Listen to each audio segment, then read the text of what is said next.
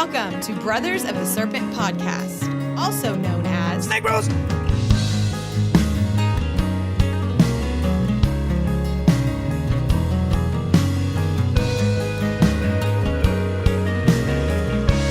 And welcome back, ladies and gentlemen, boys and girls, angels and demons and monsters and serpents and striptards and everybody else, all you Adamu out there. It is Brothers of the Serpent podcast coming to you not live from the 10 by 10 by 10 tangent cube of science in green, nestled amongst the dusty bones of an ancient seabed high atop the Edwards Plateau. And tonight we have some interesting things to talk about. But first, there's some interesting things happening in the news. some good news stuff, some funny stories, and some annoying stories. Mammoths are gonna save the Arctic. That's right. Mammoths are Dude. gonna save us. They are being de-extincted. Pay no attention to the fact that the last time the climate went wacky, they got wiped out. Failed to save anything. But they're gonna save us. By what? Packing the ice?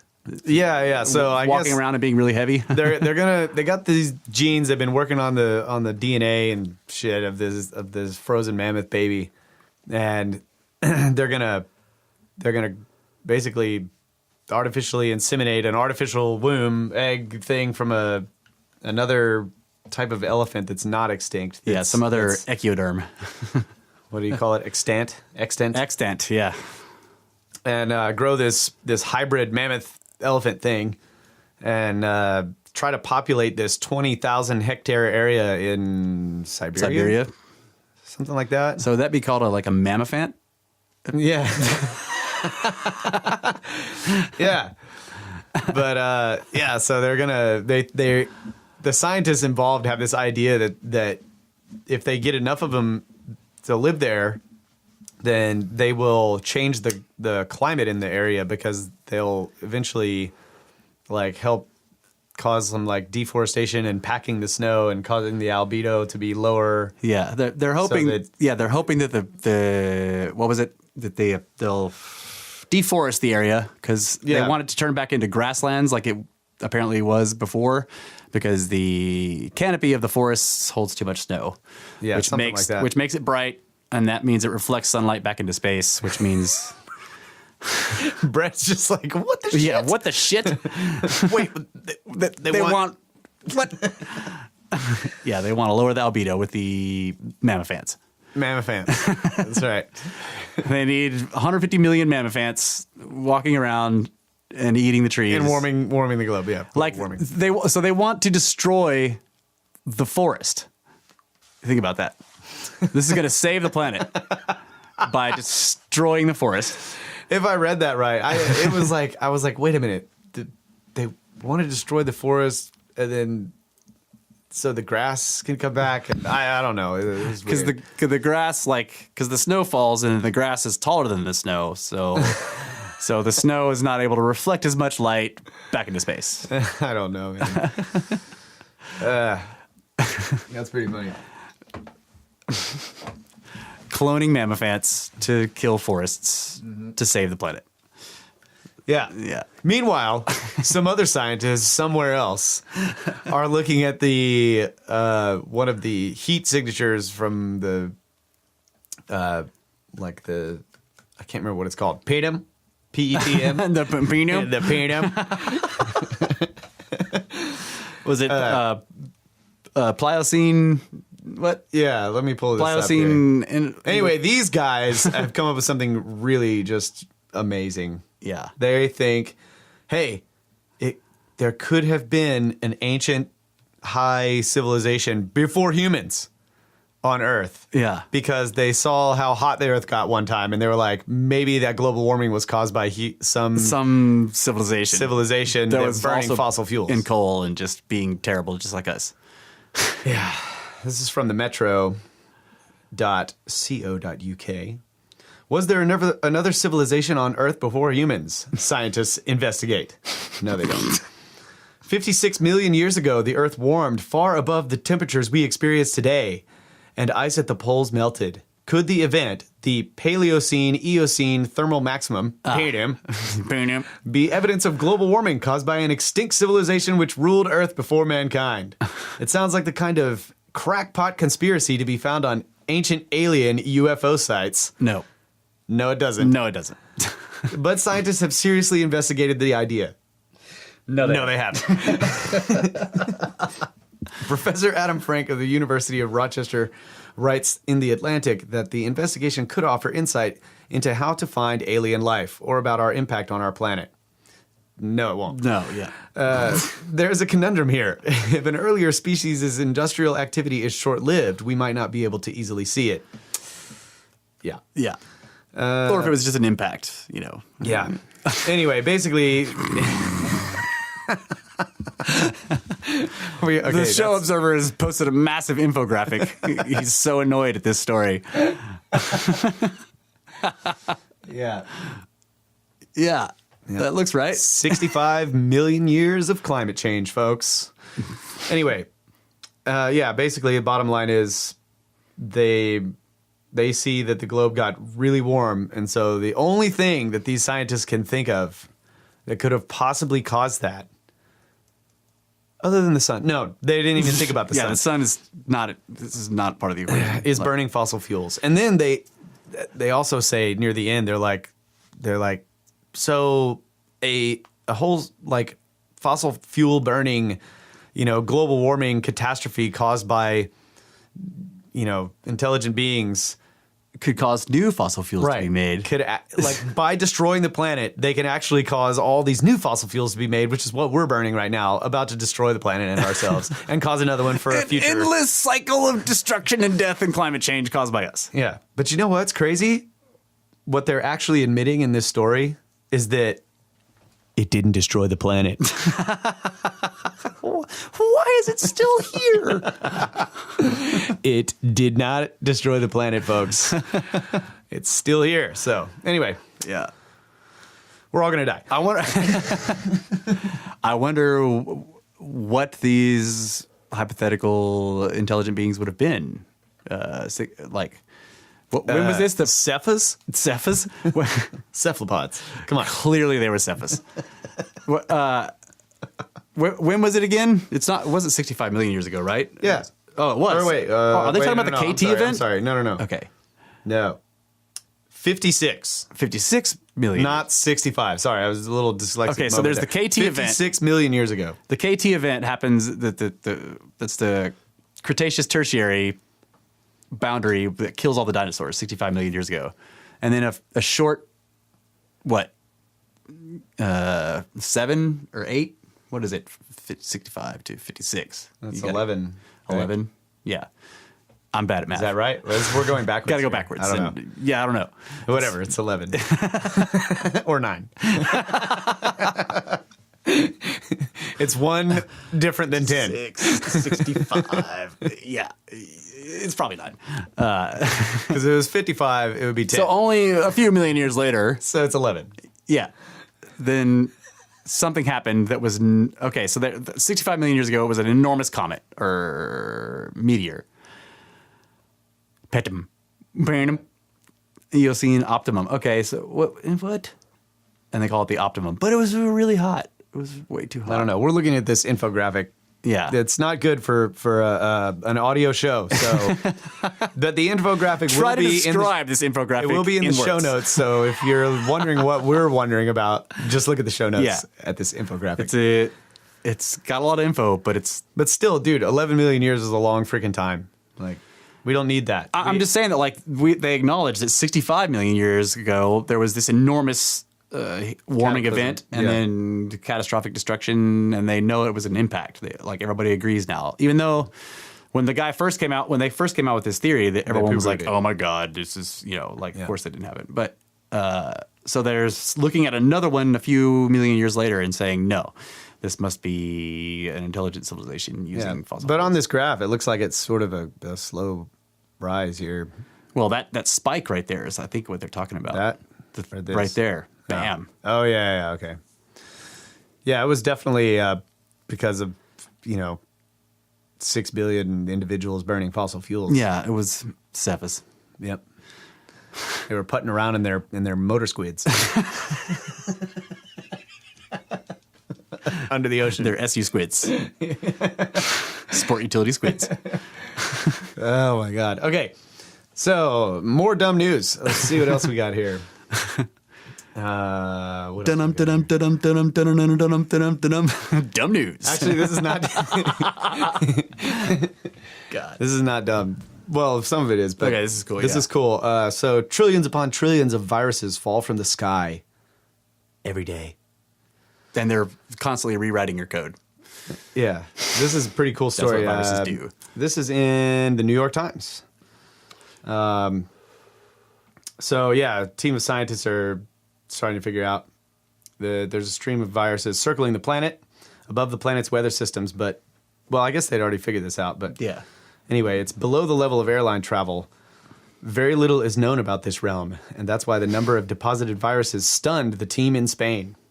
Each day, they calculated some 800 million viruses cascade onto every square meter of the planet. Wow. Holy How come we're not smokes. sick all the time?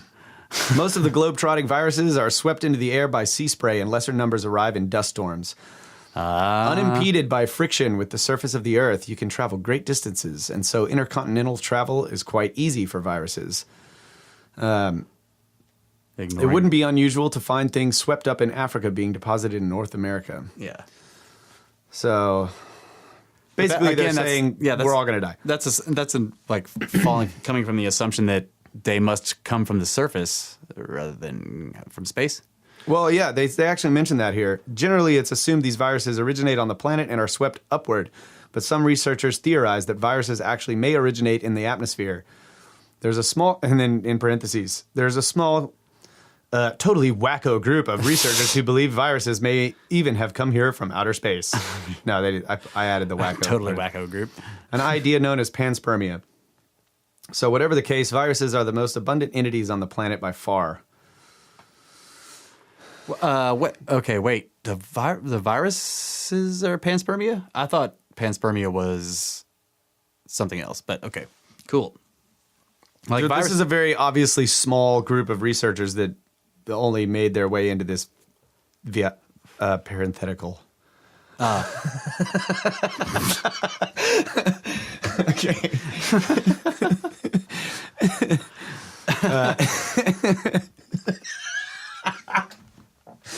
Anyway, those people were talking about panspermia, but not the guys in this article. Right. But yeah, that is crazy, dude. Yeah. So there's a pretty cool picture on here I want to get for the show notes too, with it's got like these little blue screen viruses attached to a blue screen viruses of death attached to a bacterial cell wall. It just looks like there's like somebody's finger in the side of it. But anyway, it's a paramecium. Yeah, so they talk about how the viruses are essential to everything from our immune system to our gut microbiome, the ecosystems on land and sea, climate regulation, and the evolution of all species. Okay. Yeah. I mean, the viruses are like, they're like little machines, and they can go in and rewrite the DNA. But, I kind of am with Rupert Sheldrake on this, that like our DNA codes for proteins, like that's the bricks, but it doesn't give you the blueprints for the house. You know what I mean? Yeah. It tells you how to make the bricks for the house, but it doesn't tell you how to build the house out of those bricks. So yeah. I'm not sure what those viruses are doing. But then again, that we may only be looking at the first level of code on the DNA. I remember there have been articles saying that like DNA could be used to store enormous amounts of information inside of it. Like that they could one cell's DNA can hold like petabytes of freaking of data. So the A, B, C, D, whatever the crap that they look at when they're looking at DNA may only be the first level of code or of information from it. Yeah. So Brad's saying they can rewrite code without making us sick. It's like GC. Sorry, I just figured it would be A, B, C, D. I just think this is really cool. Here's another snippet. Researchers recently identified an ancient virus that inserted its DNA into the genomes of four-limbed animals that were human ancestors. So we reported on that Oh, yeah. A while back. That snippet of genetic code called ARC, A-R-C, is part of the nervous system of modern humans and plays a role in human consciousness. Right? Remember that? Right. Yeah, they're like, oh, this virus made us think. False. So nerve communication, memory formation, and higher order thinking is what they think, and that's based on their studies of the brain, right? Yeah. So between 40% and 80% of the human genome may be linked to ancient viral invasions. So it's just cool, like thinking about this, like 800 million viruses land on every square meter of the earth every day, and they're editing shit all the time. Yeah. So this is, we were talking before the show about how like it kind of ties into the like how do we get better and better at sports all the time? Like everybody's getting faster and stronger and all of this shit. And it'd be interesting if there's like viruses are just editing us on every level of our biology. Yeah, absolutely. All the time. So it's an interesting way to look at the idea of evolution too, as opposed to survival of the fittest or adaptation. Right. It's more like you're not adapting if you're just being edited. That's why like it's an interesting idea to think that the viruses are like an agent of something that's doing this on purpose, right? Like if you're editing code in a computer, you have to have tools to go in and actually, like open the code that's there and then make the changes and then, like save it, close it, right? Yeah. So like the viruses are kind of like they're little nanomachines that are specifically designed to go and change code. But if consciousness is interacting with the universe all the time on a fundamental level, viruses are a great tool for consciousness to use. Like it can build them from the ground up, The viruses are basically just really complicated molecules, and then it can send those in to edit the large life forms that it's been fucking around with. It's like badass. That's going to be my new cut down though. Like what, dude? Like obviously some ancient viruses never attacked you and made you more able to conduct and regulate synaptic firing in your brain. So you're obviously an idiot. Right. Well, learn how to think, bro. I mean, that was like 30,000 years ago. Come on.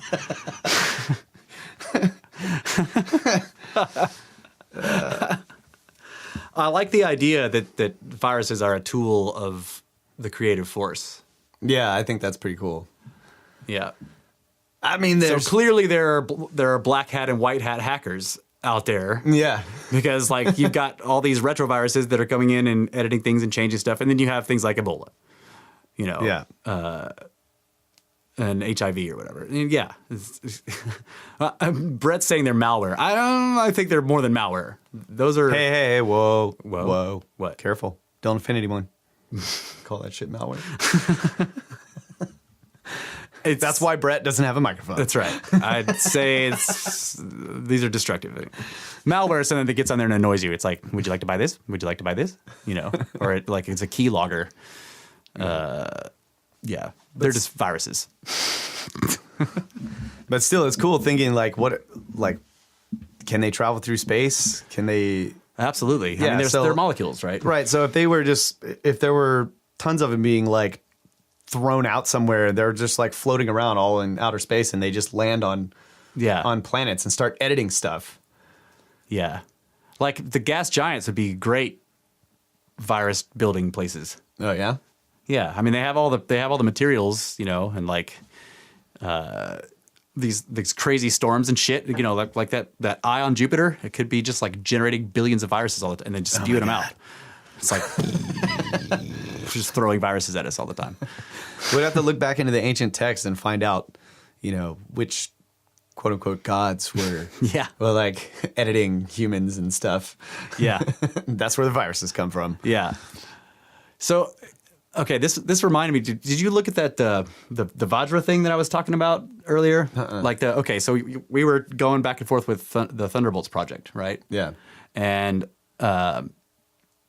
we were talking about this whole idea of lightning bolts of the gods, And there's this weird thing, like, and I looked at this a couple of years ago, and I was like, okay, what the fuck is going on with this? But there's in the Indian or Hindu, I guess, the Hindu text, the Vedic text, they call it the Vajra, right? And it's a weapon of Rama, you know. And he uses like a spear, but it's this weird thing like that he holds, and it has these 3 prongs on either side. Oh yeah. Okay, so I sent you a bunch of pictures of that, right? Yeah. Well, Zeus is also holding it. If you look at the old Babylon, and Assyrian, Akkadian, and Sumerian stuff, they have the old, you know, cylinder seals and other things showing them holding these 3-pronged. Yeah, double-sided 3-pronged. Yeah. Shammer. They look like, Vajras. Like it's this weapon of the gods or whatever, and it opens, right? The Indian depictions of the Vajra now they all show it closed, so that the 3 prongs on the ends are shut, right? But like a long time ago, like in the ancient past, when there was this enormous war that they talk about in the Mahabharata and, you know, the Rig Veda and shit, he opened the ends of it, and that made it incredibly dangerous. Like anything he did with it was just horribly destructive, right? And it's like it's Zeus's lightning bolt. Like if you look at the Greek depictions of it, this is literally Zeus's lightning bolt. That's his power, you know. And it was like they would talk about how Zeus could hurl lightning bolts and destroy shit. And whenever they have a depiction of him, he's holding this thing that looks just like the Vajra, right? Yeah. But it's like they show it as it looks very much like a plasma form, like, right. You know, like if you just look at the tool, because the Indians have it very intricate and shit. They've got this very intricate version of it, and they all kind of look the same. It looks like a plasma form, and I was looking through all the plasma forms trying to find one that kind of matched it. Yeah, but I couldn't. But the idea that it opens, you know, and becomes incredibly deadly, but now it's closed and shit. Like I wish that we could get a plasma guy on here and be like, okay, what is this, right? Is this possible in plasma science? Like, there's some form that if the ends are open, it's just like, holy fuck, and, you know, and if it's closed, you're okay, right?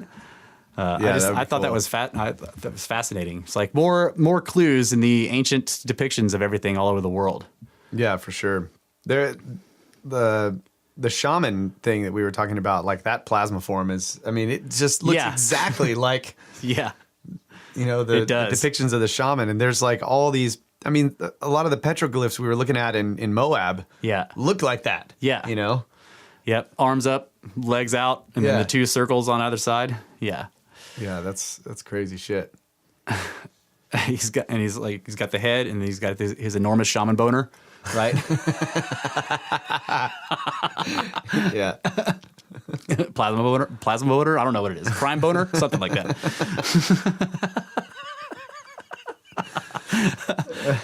I think this the Vajra thing was sparked because you posted a picture, like in our you know, like our Snake Bros chat. You posted a picture of the Peruvian candelabra geoglyph, and you were like, "This is a plasma form or whatever." Well, it looks like multiple ones, like because each prong of the candelabra has like these little things, and I was looking at all these different plasma forms, and they have these little bulbous aspects to them, and you know. And I'm just saying, like, so in the last show we kind of talked about how these lightning bolts of the gods, these plasma forms, could be the reason why we have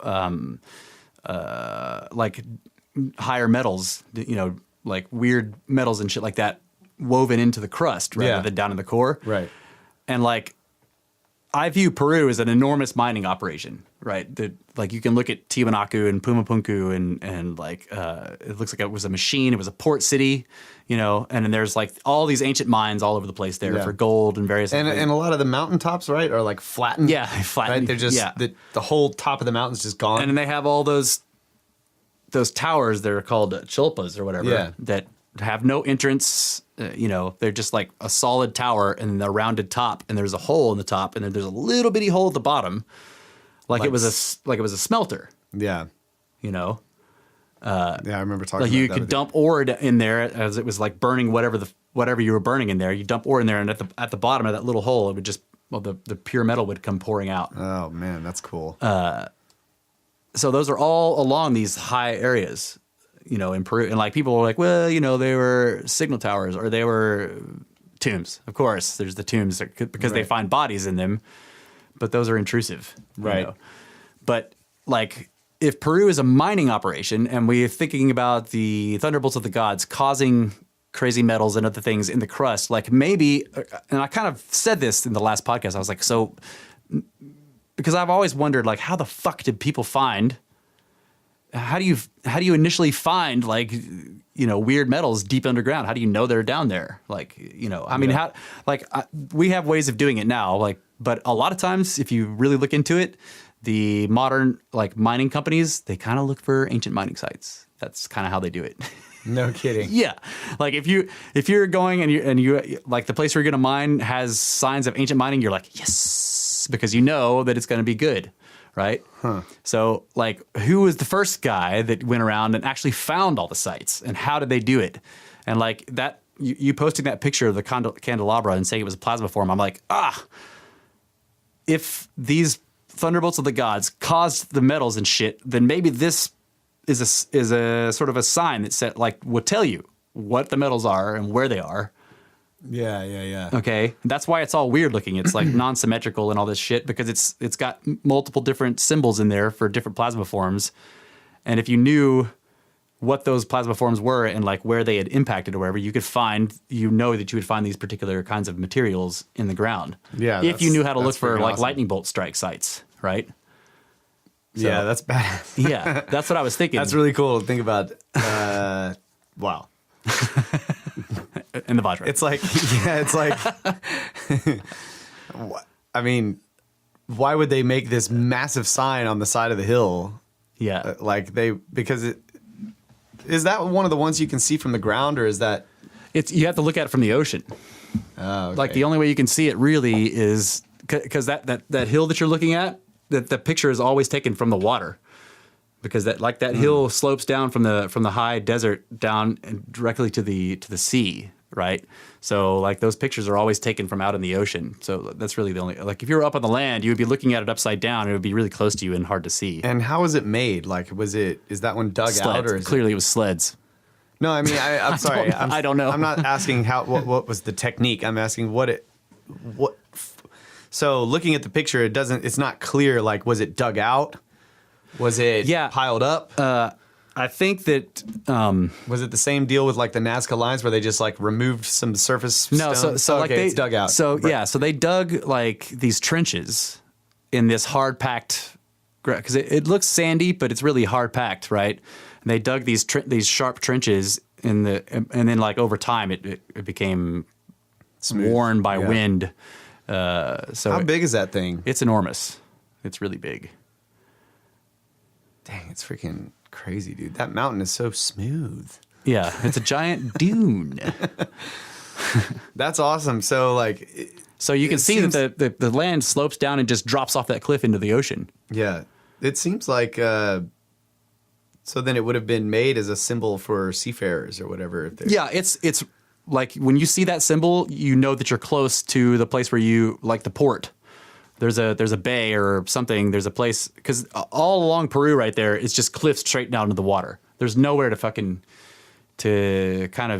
dock your ship. You just have these massive cliffs coming straight up out of the water, and then these desert mountains on top of those cliffs. And so like that symbol tells you that you're close to a port. Yeah, which is still used today because it's the only fucking port, place that you can use to dock ships. So it's 595 feet tall, or long, I guess. Yeah. And it can be seen from 12 miles out, but all land can be seen from 12 miles 12 out. miles is about when the horizon takes over. Yeah. So basically it can be seen all the way out to the edge of, possible vision, yeah. Yeah. But if you're up in a plane, you probably could see it for long ways. Like you could probably see it from really far away. Yeah. But it's still a cool idea, like... and if you like filled it with gasoline and lit it on fire, then you could probably see it from really far away at night. That's cool. Yeah, that's a cool idea. That it's like the idea that the plasma form, like thinking of that happening to the planet. Yeah. Like based on the electric universe idea, this creating metal, clearly all that kind of stuff. Three different types of. Like I'm looking at that as like three different strikes, right? A single source, but then like three different things happen. Like, you know, there's the central one and then there's two on either side, and those two are not the same. And so, like, you know, what were they mining? They were getting tin, copper, and something else. Yeah, I don't know. And making. I bronze. still don't know enough about these plasma forms. I don't really understand how they take shape and how you can look at it. Where is it? What is? I don't really they were get saying it. like if we see them, they're going to be enormous and in the sky. Oh, Like that. That's why everybody all over the world saw them, because they would be, you know, and in some cases there would be shitloads of them, right? Like the shaman shapes would be like moving through the sky, so it would be look like they're dancing or whatever. that's crazy. Shitloads So of they're them. not actually like hitting the ground. They're Well, no, but like in also in the Thunderbolts idea, like some lightning bolts do strike the ground. So if there's a Right. plasma form associated with that, right? Because you would have plasma forms in the sky, and then you get these huge like arcs. So you could. I don't understand why they take these forms in the sky and like how are they reproducing this in the lab? I got to do more research. Right. Well, okay. So the aurora borealis is kind of a plasma form, Okay. right? And it takes a very specific. It has that weird, like, you know, undulating sort of like manta ray edge, right? The weird. Oh, yeah. It goes like this, and you could see it. It goes forward, and then it's just like, right. Okay. So it's very specific, and it's associated with that specific kind of energy output from the sun, the solar wind, hitting the poles. So presumably, other types of similar kinds of energy hitting the planet in different ways would cause other forms of colors in the sky, and then sometimes okay. if there's enough energy, it would like arc all the way to the ground. Wow. And kill everybody and burn everything down. All right. We're going to take our first break. Yep. That's a good first segment. Oh man, got Light ancient- snakes. Yeah, I just want to know what the plasma form for snakes is.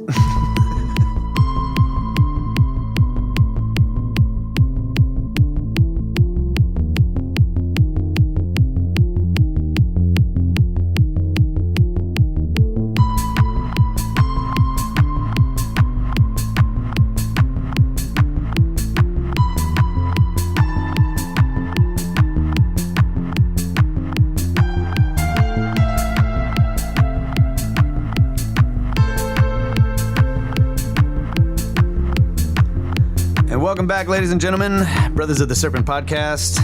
Coming back to you not live from the 10 by 10 by 10 tangent cube of science.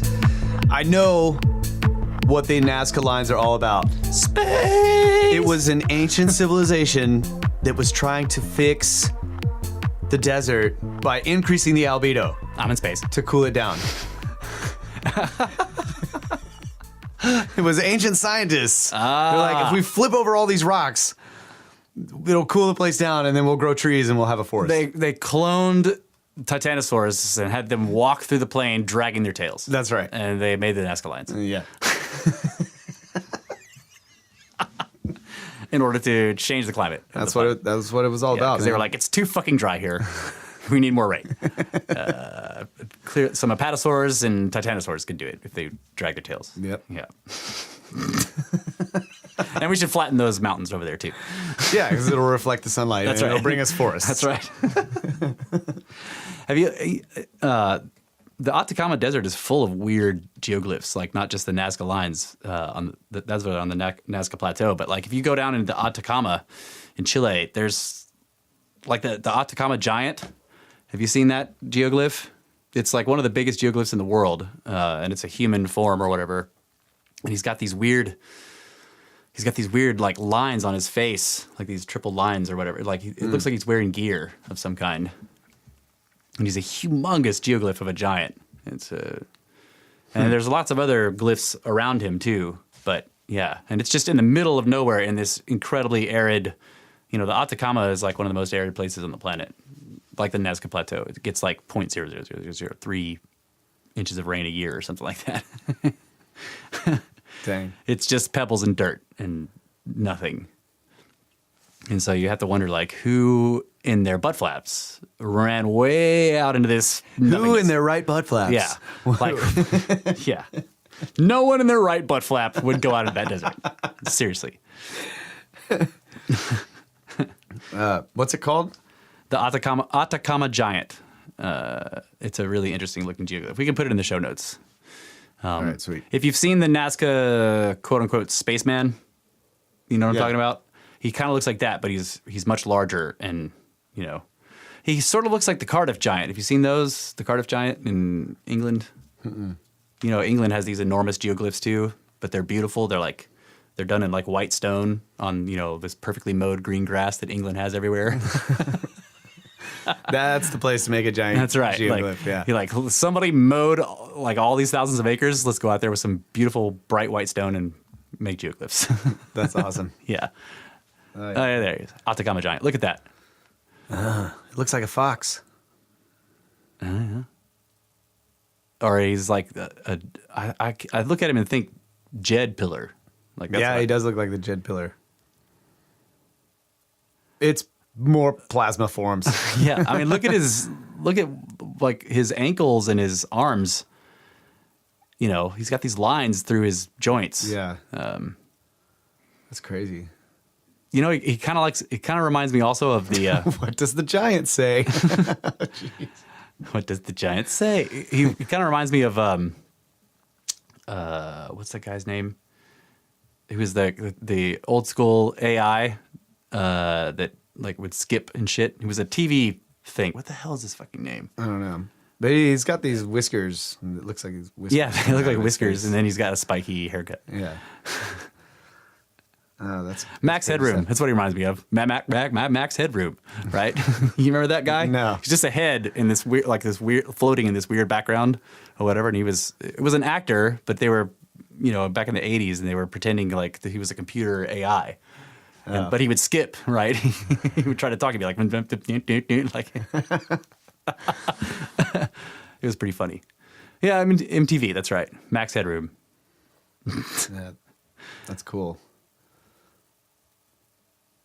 And it's huge, and that's. I mean, look at that. And there's like another creature like next to it. Yeah, with there's triangular head. There's symbols all around him, and Looks like some a little tail. Yeah, they're deerfizz, and you know, probably mammophants out there. Yeah. So what were you saying about during the break? You were saying about the band of holes. Okay, so we had talked about the idea of these like enormous thunderbolts striking somewhere in the area and like leaving deposits of stuff. Well, the Nazca Plateau has all these strange forms in the desert now. Like, you know, they've determined that people went out there and spread the rocks out of the way, because if you clear a couple inches down, you have this dark rubble on top. If you clear down, you get white, and it's kind of like that here, right? The like upper layer of the limestone is like this dark blue, but if you kind of scrape that away, you get this bright white or yellowish stuff. Yeah. Okay. So it's like that. It's just all this rubble, and people have gone and cleared it away. They say. I'm not sure that's what really happened, but there are cairns at the corners and shit like that of some of them, right? And then there's the two different kinds: the animals, or the different like actual forms, and then there's just shitloads of these enormous like geometric shapes. Some of them are like, I know one of them is like 30 kilometers long, and it just goes straight over top of, crossing everything in its path, you know, like in typical shaman road fashion. It just doesn't, it just goes perfectly straight. Well, kind of off to the, let's see, to the north of that, if you go northwards, the Band of Holes is a very strange formation or something. No one is really sure what it is. That starts like down. Okay, when you're looking at this area, there are these valleys that have rivers in them, and they're beautiful green. And there's usually cities and shit like that down in there. But then as soon as you get out of the valley and you kind of get up into the highlands, everything turns gray, and there's no plants whatsoever. It becomes arid and shit like that. So the Band of Holes starts at the edge of green, in one of these valleys and then just goes for miles and miles and miles across like chasms and gorges and like just really, really impassable territory. Like, obviously I haven't ever been there, but all the stuff that I've read about it, people are like, yeah, it's hard to like walk on this shit when it's flat. But, this formation goes across like these, deep like gorges and chasms and cliffs and valleys and shit like that in this gray. And I guess it's real slippery because there's nothing holding it all together, right? Yeah. There's no growth of any kind, like grass or whatever, that holds all the soil together. Yeah, there's no moisture either. So it's like you start walking down and everything starts to move with you and shit. And next thing you know, you caused an avalanche and you're like, Wah! You're like riding an avalanche down this cliff or whatever. So these holes, and they're not really holes. They're kind of like, they're just like little pits. Yeah, if you can get pictures from ground level, they look like pockmarks that are 4 to 6 feet across, and they're just sort of like like a funnel or something. Yeah, like what are those things called? The antlion. Yeah, like giant antlions, right? But the stuff they're made out of are like pebbles and rocks and shit up to this big. It's not sand. Yeah. Now some of them. Okay, so Brett's posting pictures of here. Some of them have been lined later on by people for whatever reason, but most of them don't look like that. Like that one's been lined with rocks, and that may have been to hold the walls back so they could dig down into it because people think there's treasure in them. Okay, but if you look at most of them, they're just sort of these like weird antlion holes.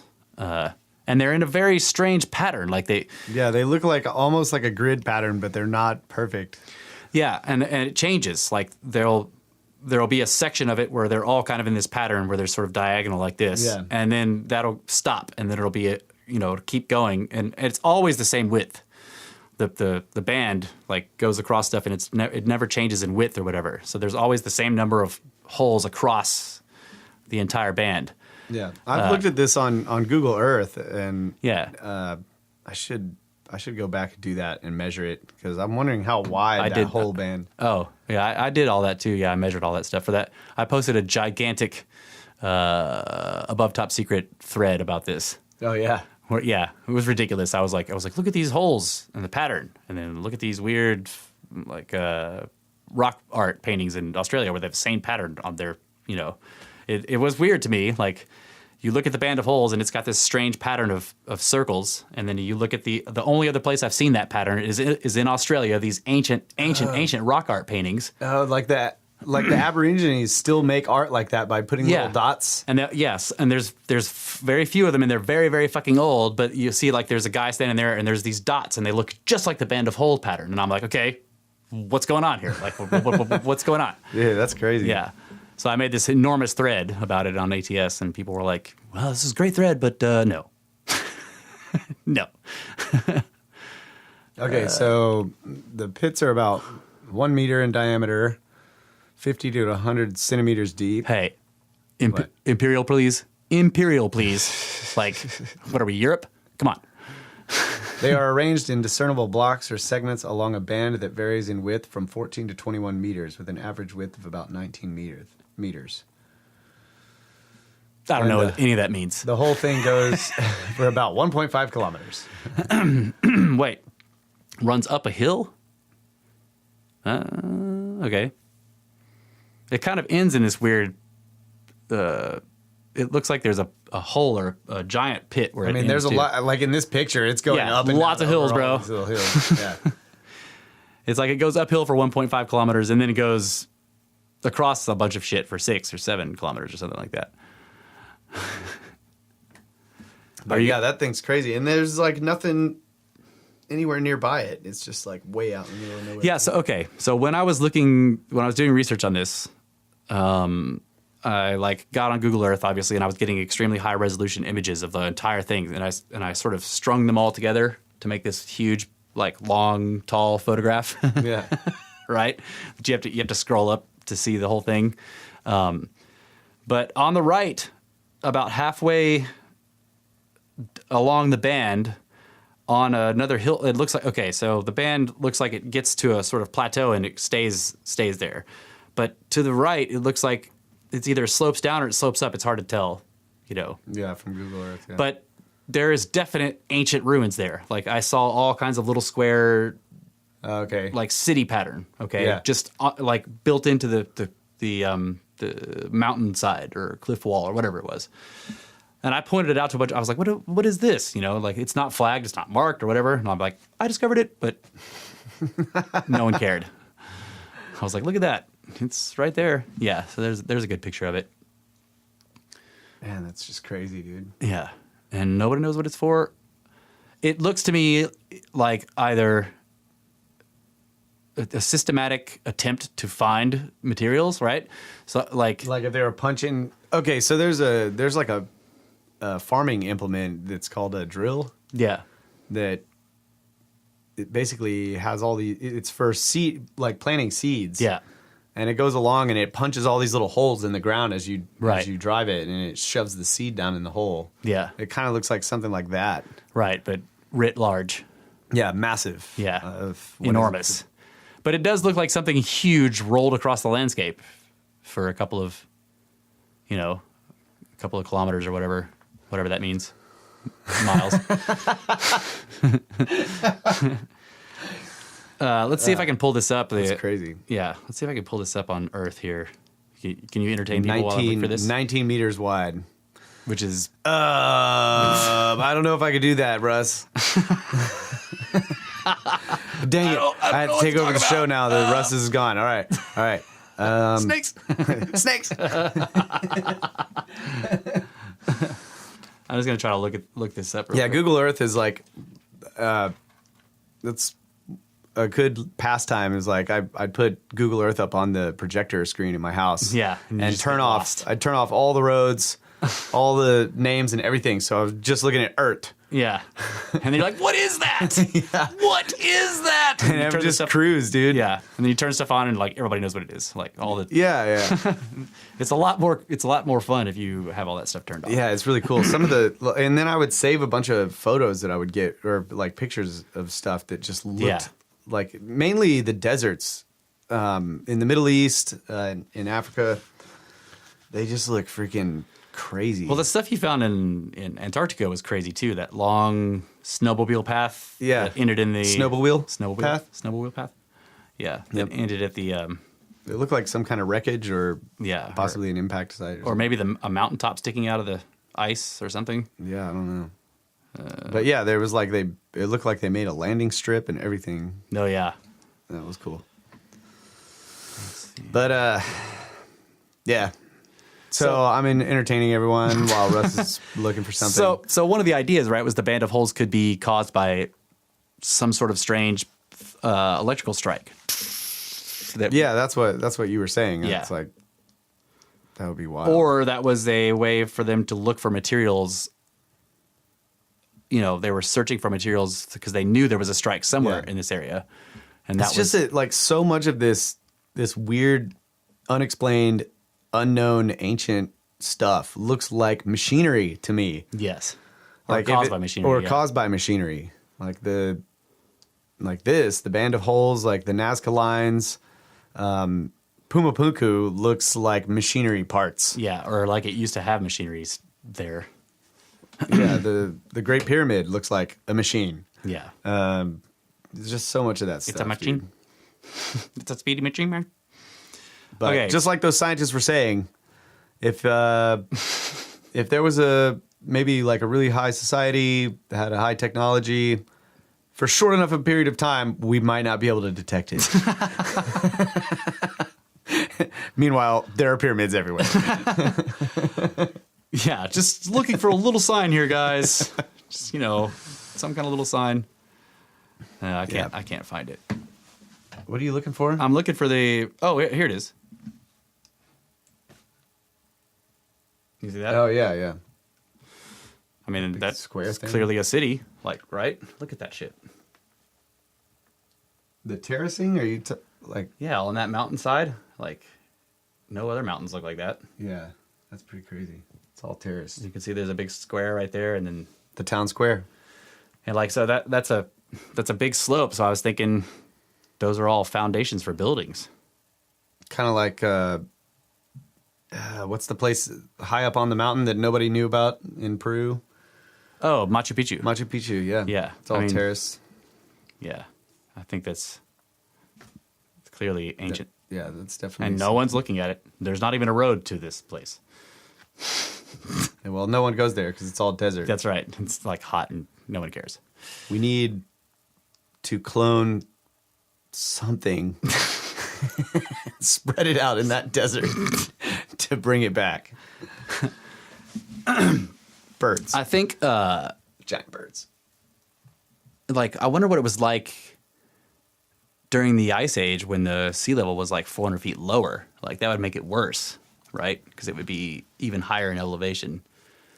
Yeah, I don't know. I mean, the climate, who knows what it was, it was probably so different. It could have, there would be totally different currents, totally different, like, weather patterns. So, like, when we were in Moab, the story was that the monsoons used to come up from the Gulf of Mexico and like go all the way up into Moab, and it would just rain all the time, and it was huge forests and all this kind of stuff. Well, now it's a freaking arid high desert. Yeah. But I think the underlying geography probably looked the same, right? Yeah, I think so. I'm just saying that there was a forest there during the monsoon period. Right. So there could have been some weather patterns during the Ice Age, even though the sea levels were way lower, that brought moisture. And if you had enough moisture, you're probably going to have vegetation. The other weird thing about the Peruvian and Chilean deserts there, the Atacama and the Nazca area, is that it's incredibly high in saltpeter. Like, there are enormous salt and saltpeter mines just in the desert where like salt just grows up out of the sand. And there are other places where they mine nitrates and saltpeter for gunpowder and bombs and shit. Like, during World War II, it was a huge resource for and this is in Peru? Yeah, and in Chile and shit. Like, they have these huge saltpeter mines, right? And it's like, it's the only place in the world where it's like that, where it's just like explosives like laying on the surface, right? Like nitrates crazy. Just on the surface. And it's supposedly from, an ancient ocean or whatever, like everything. It's because it's sedimentary. The materials are, but it's like, so you have these huge salt flats where like literally gigantic salt crystals are just everywhere. Think the salt flats in Utah and in Nevada where they do all the testing. Yeah. Like, that's the same thing. It's like, it's just salt left over from some ancient sea. How come we don't have that here? Like, it's just... What, in here? Yeah, in Texas. I think because you have to be in the basin part. Like, so we're like a lifted plateau and all the salt water flowed off or whatever is the idea. Like, but wherever it went, if it was where it dried up. Yeah, where it dries up, like the Salt Lake City in Utah would be one once it dries out. So it has to be some place that where the water sat and just evaporated. Right. Like the is it the Dead Sea in the Middle East is one of those, because it's like it's in this basin and it's like it's incredibly salty. Yeah. So much so that like you jump in and you just go poof, and you like just float on the surface. You see all those pictures of people just like laying on it. Like, you don't need a raft or wherever, you just lay down. Most of you sticks out of the water because it's so salty. Yeah, but that's crazy. But this is in the it's high up in the highlands. Yeah, so, right. But so that must have gotten pushed up too after it dried out. But most of Peru looks like, the entire Andes, I'm pretty sure. Obviously this is not going to be not. Conventional geologists are going to completely disagree with this, but to me, the Andes are brand new. Like, they're brand fucking new, right? They probably happened, if not in the last cataclysm, the one right before that, like 5 million years ago. Yeah, this is why the Lake Titicaca water line is at an angle. Right. Yeah, you can see an ancient shoreline is like 30 degrees, and you're like, how did that work? But it's also like Lake Titicaca is a fucking like puddle, it really is a huge puddle of seawater that has turned brackish over time, right? Because it It's just been sitting up there and it's just been getting fed by rain, and it doesn't have a lot. So like oceans are salty because all the rivers like pick up, salts and then dump them into the oceans constantly. That's what you were telling me in a podcast just recently. Yeah. You're like, like rivers aren't salty, so how do they turn the ocean salty? Because the ocean has to hold all that shit forever, right? Right. But like Lake Titicaca has saltwater or marine animals in it. Yeah. Marine animals in it that have like, it has like the seahorses, right? The only known freshwater seahorses in the world. And it's at 11,000 feet above sea level. Wait, so Brett's saying nitrogen is in large amounts in seawater from urine? Yeah. Yeah, another way to make, like explosives is to boil your piss. Like you can get phosphorus and nitrogen and shit like that from yeah. Yeah. Smells really bad though, so I don't recommend it.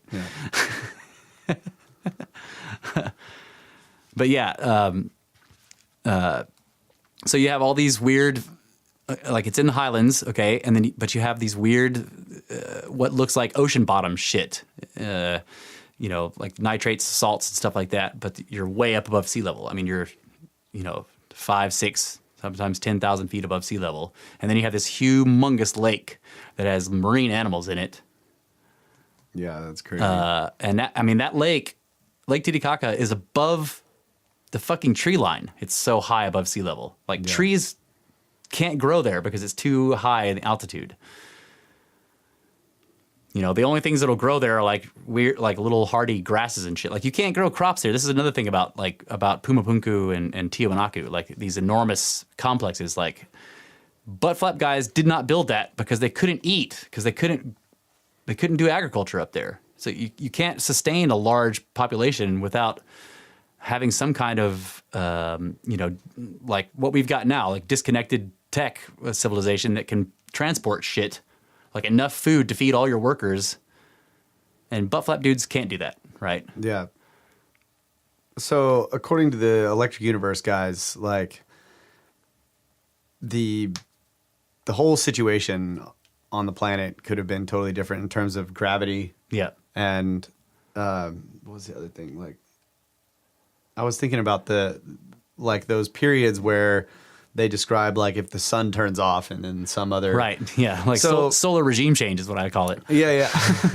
So I'm just thinking in terms of like what if our atmospheric pressure was higher, and so it was more hospitable in the higher altitudes for. Mm-hmm. But this doesn't work with why there's a freaking lake there that has marine. It had to have risen up, or there was a giant tidal wave, yeah, deposited all that stuff in there. But my point was that like maybe whenever that area, what is it, the city that's built there at Lake Titicaca? Tiwanaku, yeah, and Pumapunku. Yeah.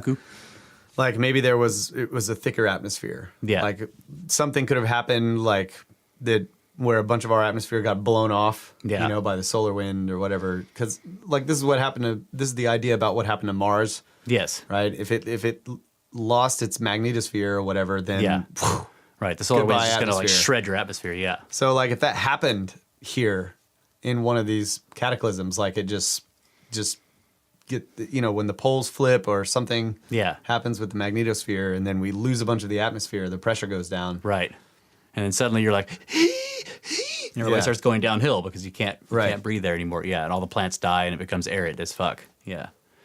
But it doesn't explain why it looks like an ocean bottom all the way up on those mountains everywhere, right? That there's salts and nitrates and shit like that. Right, because it had to have been an ocean bottom at some point. Yeah, and that's why I think that entire area, all of the Andes and everything is uplifted. Because like the other thing that's interesting in Peru, you'll see this all over the place in Peru, and near Titicaca you can find a bunch of this where there are enormous chunks of like huge pieces of sedimentary, like sediments, basically like tons of layers that are completely flipped 90 degrees on their sides. Yeah. Okay. Like that place where they carved the huge door. Yes. It's like what they call the Puerto de Jayamarca, the Gate of the Gods, is cut into this strange formation that is actually sedimentary rocks turned on its side 90 degrees.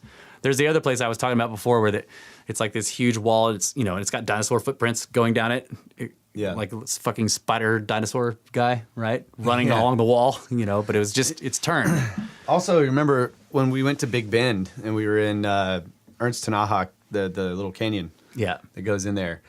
We're looking at the sediment on the walls, and there's this one place where the whole thing just does this freaking like puzzle piece curl. Yeah. And it was just badass, like the rock that was, because that was like a kind of a stronger area of a rock, so it was sort of jutting out, and it looked like a jigsaw puzzle. Yeah, it was linking head, interlocking head, just like curled all the way around, and then went back straight. Yeah, and there were smaller discontinuities all along, because like all of the sediments were tilted like to like 25, 30 degrees to ground level, right? Yeah. So like as you walked into the canyon, you were actually passing by. Deeper and deeper. You're going deeper and deeper in because they were all tilted. Yeah, that was the first thing that tripped me out. I'm like, we are walking down underground right now in this canyon. It's like it's flat, but it was like walking on a giant staircase that had fallen over backwards. That was laying down like flat on the ground. Yeah. But all the sediments were doing this too. So as we walked in, you're passing them, and I would notice that like they would be going along, and there would be this little dip. Right? Oh, yeah. Like there would be this little discontinuity, and then we got deep in, and we saw that huge one where it was like, right?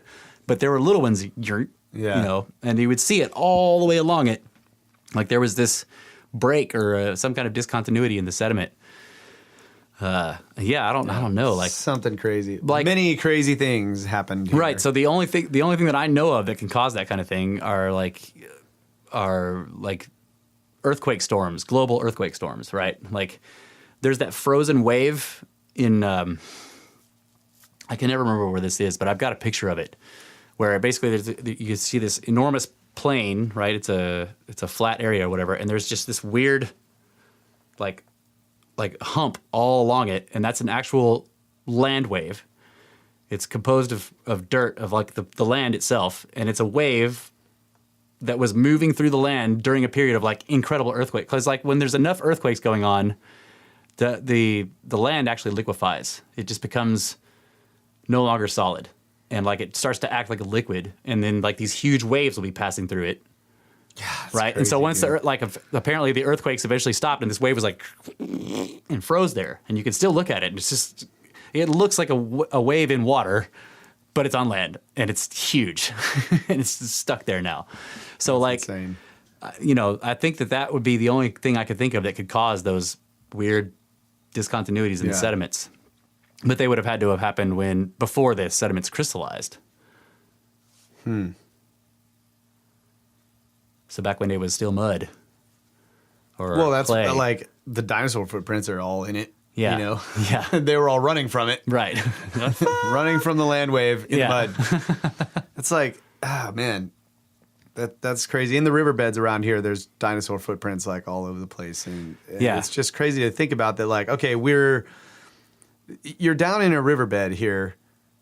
And so you're in a valley, and all around you are these hills that were still like continuous sedimentary deposits in the bottom of the sea. Yeah. But at one point, all of those deposits conceivably were not there yet. Yeah. But the sea had completely dried up enough for dinosaurs to run across the muddy shit. Yeah. That's why it's just insane. That's why I think that, I mean, if you look at how... But it was ocean then, because when you go below those dinosaur footprints in the mud, it's more and more and more and more sediment. You're not at the bottom. Right. So it's like, but it had been an ocean for a sea or whatever for so long, and then it dries up, and then the dinosaurs all run across it. Yeah. They're like, fuck. And then it comes back. Well, that's what I'm saying. Like, I looked at this, and I, like, why do we find trees and mammoths also in this ancient, because the idea here for where we are anyway, they call it a late Cretaceous. It's a late Cretaceous inland sea, right? But there are mammoths in it. There are trees in there that are petrified. Like, those mammoths are not late Cretaceous. Yeah. And like way, way on top of the hills, in some of the highest areas, there are just like entire layers of just crystallized seashells. Right, and coral and crazy. We call them the beach. That's the beach. Yeah, you know, it's the like, beach. That's where you'd be standing when the waves like washing up on your feet, and it's just all these seashells, and now they're just like quartz. Yeah. Where in the hill country do you live? Near the beach. Boy. With that, we got to take another break. All right. Snake break. That's right. Snakes like the beach. All right. I won. I successfully entertained everyone. I won. Snake entertained. Thanks.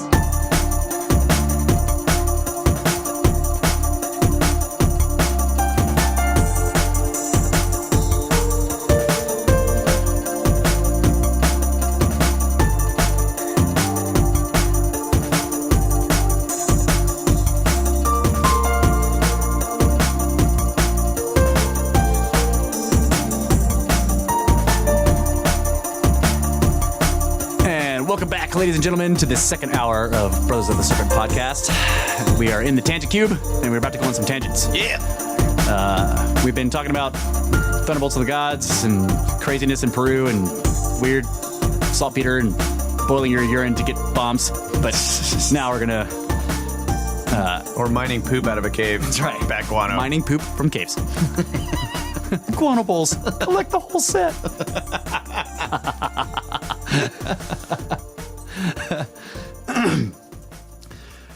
But so for months I've had this Bermuda Triangle stuff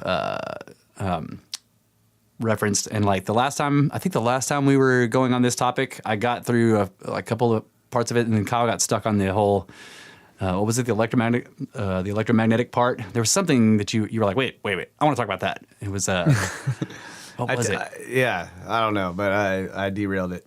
No, it wasn't a derail. It was it was good because it was a really fascinating thing. The guy was saying that this is associated with, like, the compass problems or whatever was associated with something. I can't remember what it was. Yeah. And you were like, let's talk about that because that's weird. And we did for the rest of the show. So. Well, I could talk about magnets. That's what I should have done when you were like, hey, just entertain people. Okay, magnets. Yeah, magnets and pyramids and snakes and yeah. and put them together. And what do you get?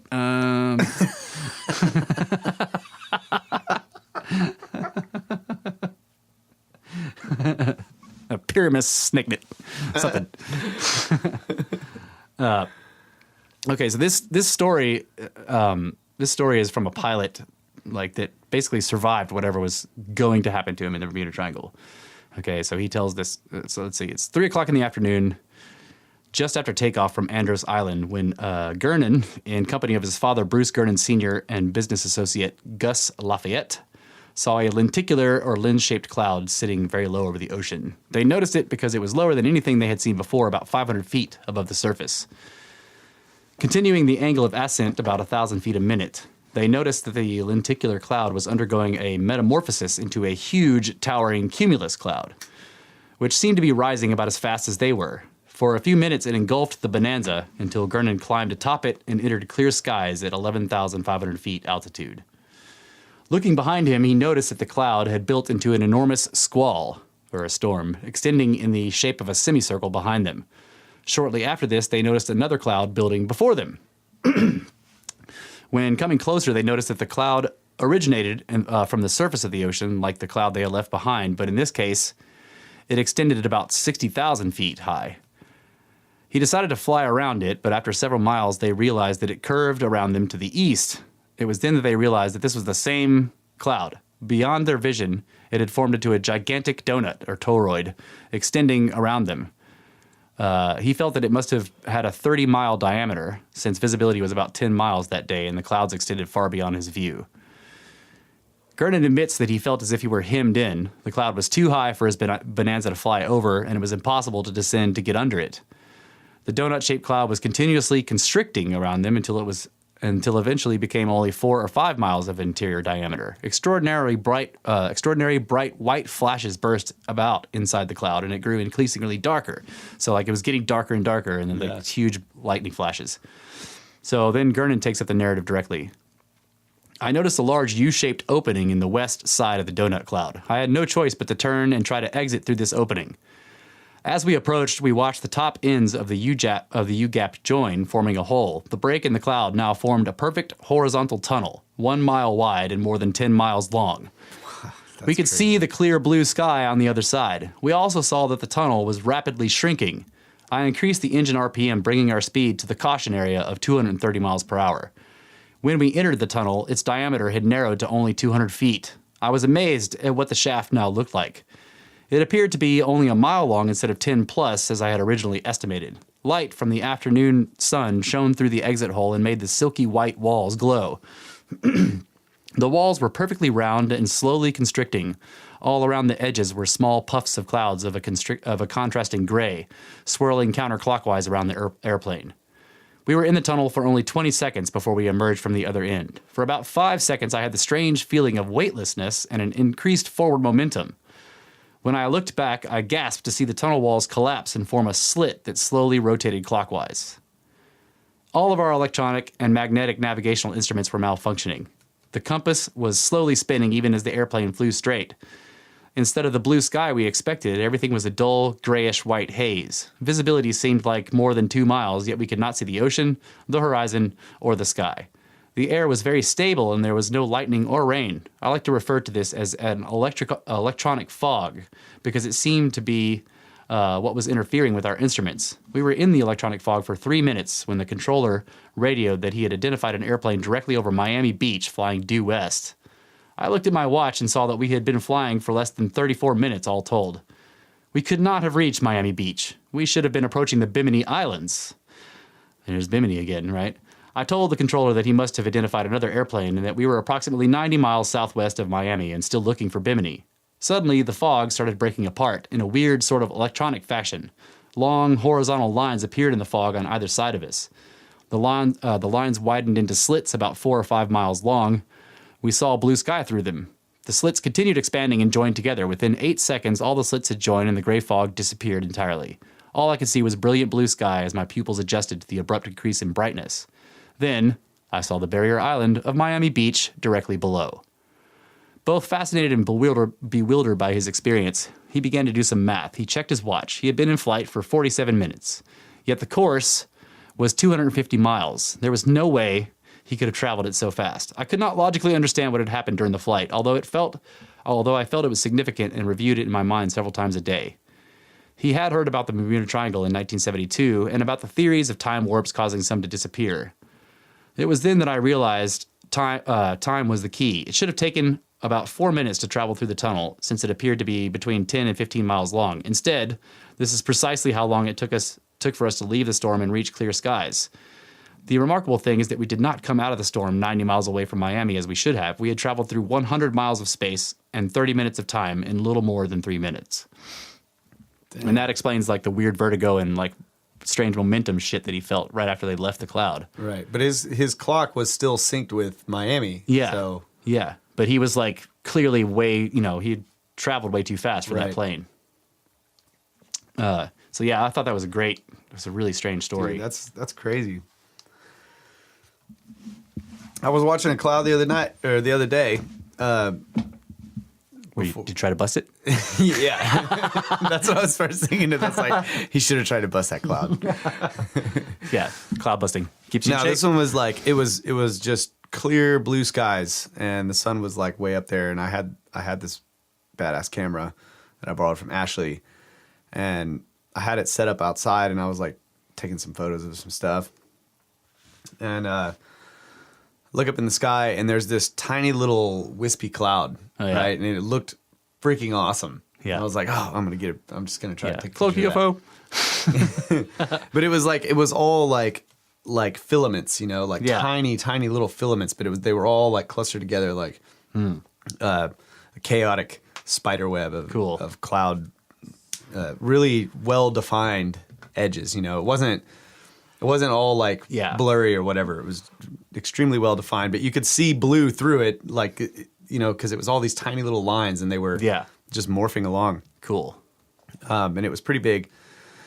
So, and it wasn't near the sun. Like it was just in this big patch of like perfectly blue sky. So I get the camera set up and I'm like pointing it at it, and it's just like it's changing so rapidly. It like almost vanishes and then it like comes back into some like it gets bigger and then it gets smaller. It's just I was just like, where's all this cloud coming from and where's it going?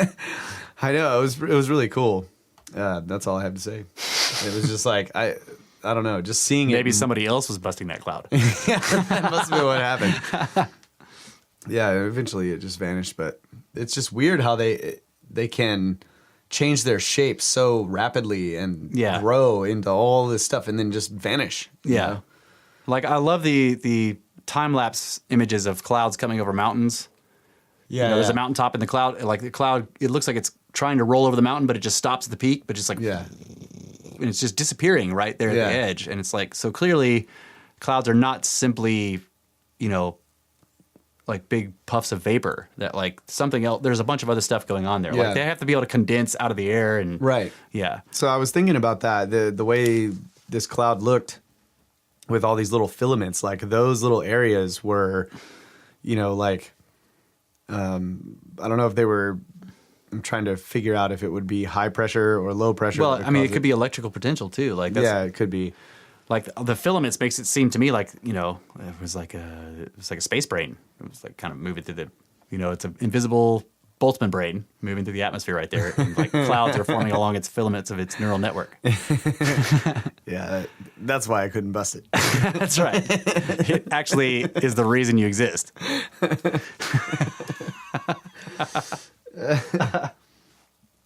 Okay, so there's more of these. Let's see. I have a bunch of these. Give me another one. Yeah, here we go. This one's blue. I don't know what blue means. The other ones are yellow, so I'll read the blue one. UFOs and USOs are, let's see, it's a unidentified submerged object. USOs are frequently seen in the Bimini area and in other areas of the Bermuda Triangle. Dr. J. Manson Valentine, retired professor of oceanography at the University of Miami, cataloged many of these during his near 50 years of zoological and oceanographic work in the waters of the Triangle. He observed, "There are more sightings in this area than in any other place. There have been many sightings of aircraft that we know are not planes and undersea craft that we know are not regular submarines." In collating dozens of UFO/USO reports in the Triangle, Dr. Valentine has noted how localized fogs and electromagnetic anomalies seem to go hand in hand with their arrivals and departures. At normal cruising or hovering, however, they appear merely as unidentified objects or glowing lights. The shape of a USO is usually described as more oblong than a saucer.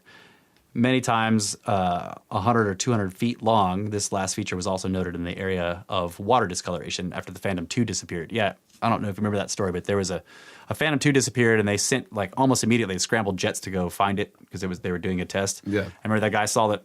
He would like describe this weird. He was like, I think it's an oil slick, but then he said that one side of it was sticking out of the water. You remember that? Yeah. But they display abilities none of our submarines are capable of. Okay, examples of Valentine's data include the following account related to him by Robert Kuhn, a part-time fisherman in Miami. While a few miles off of Fowey Rock, Key Biscayne, in May 1975, he noticed a massive gray-white object beneath his boat that looked like an underwater cloud. Its presence fritzed his depth finder and sonar, and he decided to get out of the area quickly. It's time to GTFO. If you see an underwater cloud, GTFO. Another encounter with a similar USO was experienced by fisherman Don Delmonico in April 1973 near Great Isaac Rock near Bimini again. The object was light gray, about 100 to 200 feet long, and seemed to be smooth without fins, portholes, elevators, superstructure, or any type of propulsion. It raced underneath his 35-foot boat, traveling about 75 miles per hour, like under the water. Oh, my God. In assessing such cases, Dr. Valentine has offered that these may not be objects at all, but magnetic fields forming underwater, intense enough to create cloud-like formations caused by the actual object materializing or disturbing the magnetic field before it does materialize. Okay. An encounter at Bimini by two members of the oceanographic crew of the New Freedom, is, however, an unimpeachable account of a UFO at hovering or normal cruising. This was seen during a stroll along the beach after dinner on a very starlit night, August 2nd, 1975. Dr. Jim Thorne, the expedition leader and chief eyewitness, made the following report to Dr. Valentine. Excuse me.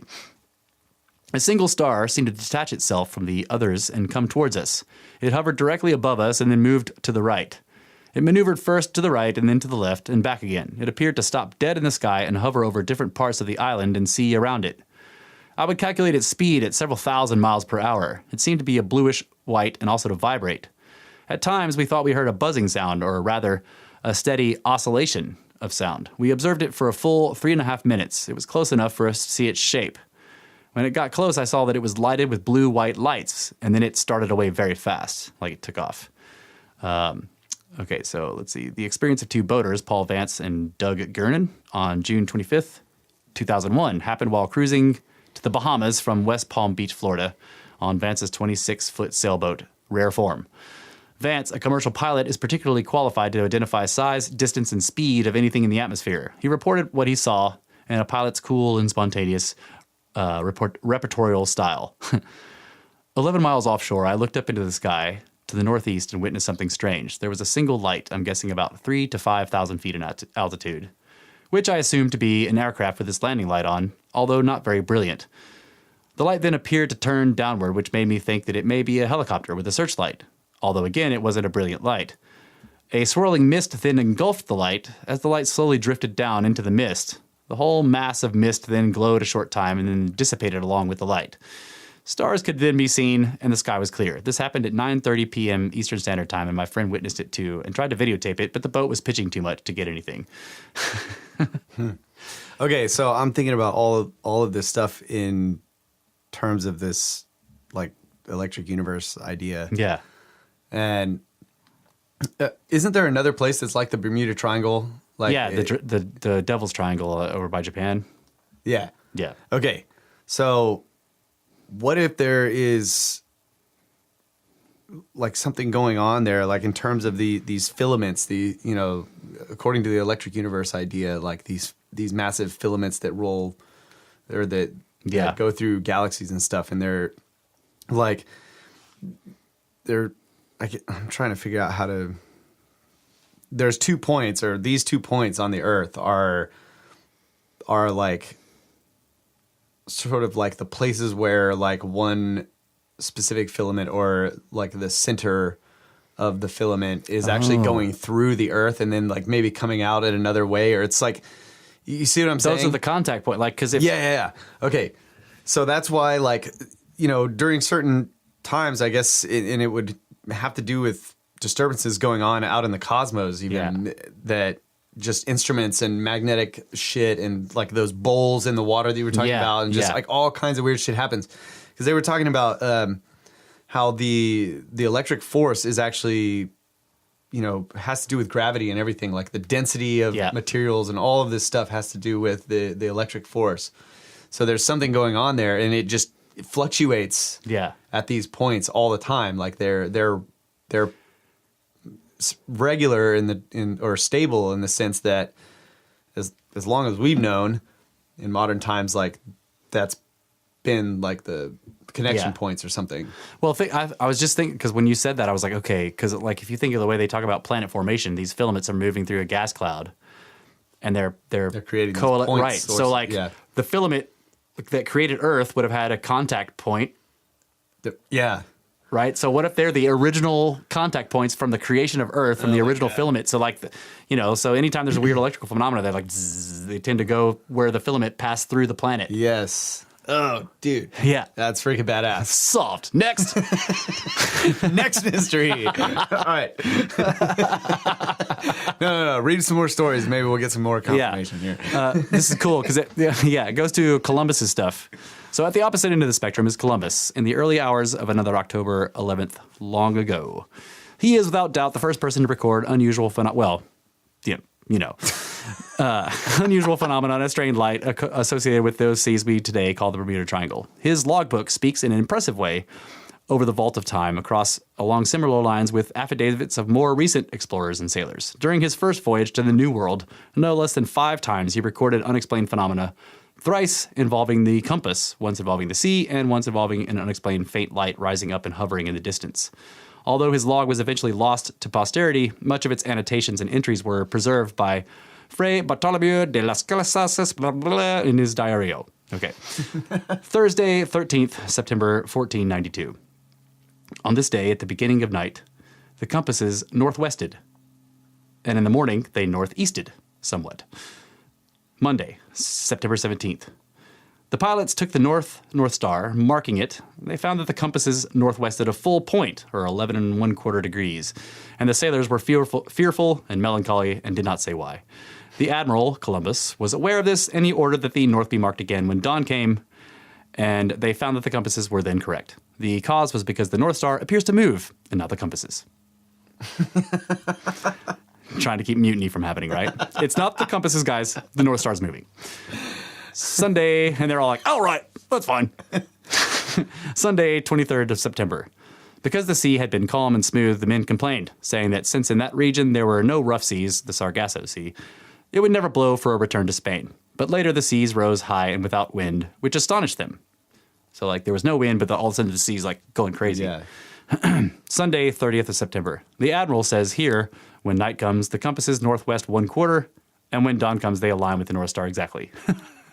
I wonder if that was on his maps.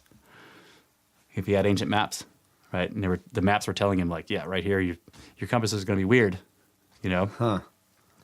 The unexplained light rising and then hovering in the west is perhaps the most how do you say that word?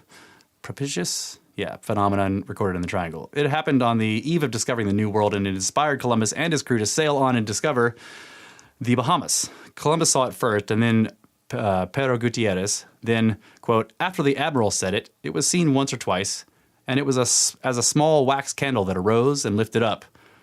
What both arose and lifted up, those are two different Spanish words, like alcava, and then lifted up is levata, or levatava, yeah. What this is Levatava. Yeah, levatava. Levatava, levitated.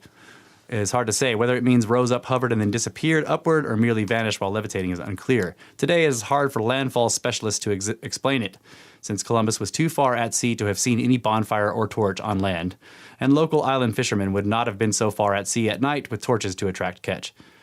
Scholarly debate has subsequently offered to explain the erratic compass readings by the apparent revolution of Polaris around the celestial pole.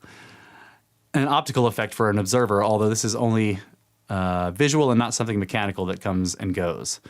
Aside from this, it has also been suggested that the dusk and dawn readings varied because during the evening readings, a crewman unwittingly placed the compass too near a bucket of nails or a sword or some other metal object, which then deflected it.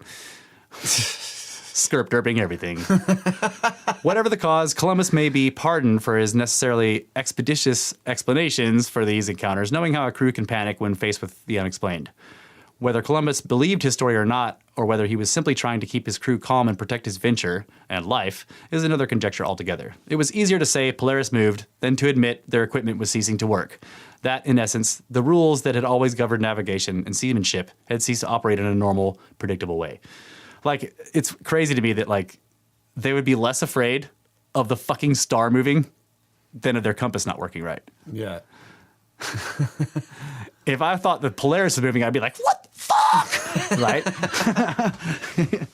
A similar motive may be responsible, though innocently, for our own tidy explanations for the unexplained events so often reported in the Bermuda Triangle. Perhaps it is easier to blame our equipment or ourselves when we find ourselves on unfamiliar ground than it is to admit there may be something beyond our own present knowledge or control.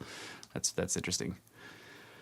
Okay, so let's see. I highlighted this part. The evidence that believers in the triangle present for their theories is often very impressive, many times more impressive, and sometimes embarrassingly more impressive than dry facts accumulated by the limitations of an official inquiry. The disappearance of planes while coming in for a landing, radio calls from planes long vanished and long out of fuel, reports of weird objects harassing planes, plus the pattern of electromagnetic disturbances reported by many who survived unusual events, form a springboard into a pool of fascinating and disturbing conjectures. Scientists and researchers into geophysical data, and those involved in the search for new forms of energy, plus many pertinacious observers in situ in the Bermuda Triangle, have compiled data individually that, when placed together in a broader perspective, may provide a startling solution to some of the mystery. So that reminds me of, I think of like the Hutchison Effect. Remember that? Yeah. Like the way that he could, that thing was like taking apart materials. Yeah. You know, and you think of like how some of these planes or ships just seem to just disintegrate like out of nowhere. Like if he was using extremely high frequency, high voltage. Yeah, he was current, and then oscillating it with like radio waves or something. Yeah, he had like rotating or like fluctuating magnetic fields, right? And he had then he had, like basically using high current, and then he would like had this wand that was basically a radio transmitter, and he would sit there and adjust the frequency of it and kind of wave it around towards the area where the fields were intersecting, and he would just put stuff there. Like you look at the videos, it's like there's a weird like puppy doll or whatever, and then there's like a block of metal. Yeah, they were all these different materials. Yeah, and like they start moving around, and then the block of metal is like. It's like the one where he made ice cream drip to the ceiling. That was wild. Yeah. Man, yeah, you got to check that and the cannonball, that 60-pound cannonball he had back there, and it's like, it's sitting there and you start to see it turn, and then it goes, whoom. It's the like, craziest stuff is when he like puts two dissimilar metals next to each other. Like I think one was like a butter knife, and he had it sitting on some like steel bar or something, and he's waving the wand around, and the knife just kind of is shifting a little bit, and the bar is shifting underneath it, and then the knife just kind of like melts into it real quick. Yeah, it just disappears into it. You're like, what? And then later he cut it so that you could see the knife embedded in that material. That's crazy. Like he cut it, and there was another one like he did that with he would embed wood into like he would embed these dissimilar materials like pieces of wood embedded in metal, with no. It was wild. So, God, dude, I need to watch that stuff again now that I've been like looking into the Electric Universe shit. Yes. Because, dude, like that is, I don't know, man. Especially when you look at the ones where he's got a metal bar of something, whether it's aluminum or steel or whatever, and he's got it deflects or whatever, and then like you're looking at a picture of it later where he's just left it in this flex state, and you see all these fucking tiny square. Little... Yeah, it looks like spaghetti strands. The metal like separated, and there's like they're all very uniform and shit, but they're perfectly square, but they're long spaghetti strands of metal or whatever, and like they look like they were splitting off and shit. Yeah, like, he's just like peeling the thing apart. It's just but the shapes that it took, like when it's breaking or whatever, it's like that tells you something about what's happening, right? These long like these square tubes or whatever it was making. I don't know. That shit's wild. Hutchison, poor guy. What was the deal with him? Like he got a bunch of Tesla's equipment, and then they took it from him. He was a huge like fan or believer of Tesla or whatever, and like he basically went and got his electrical engineering degree and was like all about Tesla, and he built a big lab, and he started to get almost immediate results, and like he got raided like 3 times with the government. They took all of his fucking shit, and then like he was trying to get it back, and like they didn't have any reason to have it. And he had no lab or whatever, and eventually they were like, "Oh yeah, sorry," and they just like gave it all back, but it was destroyed and all fucked up and shit. Oh my god! And so he basically lost his lab, but he knew people in the Navy, and like he started to get this Navy surplus stuff. Like that's why he had the radio. Like radio you look at his apartment, he just had these enormous like old school, big freaking dials, and switches and shit, like old school Navy equipment for all different kinds of stuff, and he would just use it, and he'd just play with them in his apartment. And like that was how he originally found the Hutchison effect. He talked about it, about how he was like sitting there like adjusting one of the dials and something hit him in the back of the head. He's like,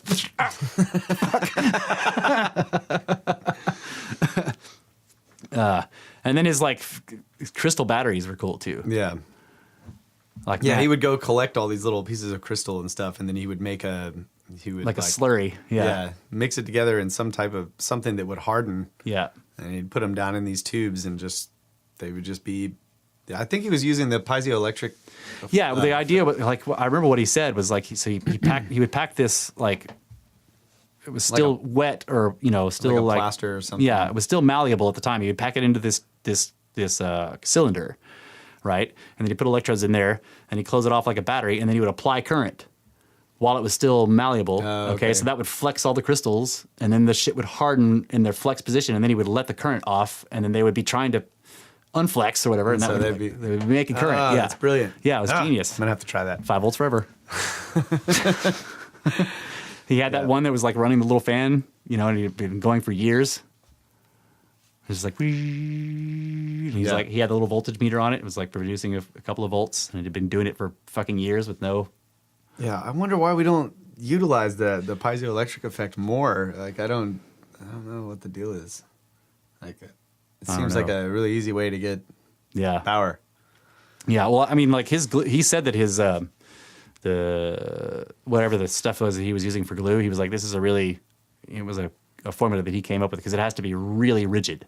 Yeah. I mean, it has to hold all those little crystals in their flex state, which is not easy. Like for most glues, like they'll hold stuff together, but they're not going to hold individual things in like stressed states. So like it was a really strong, it was like King Kong glue or whatever.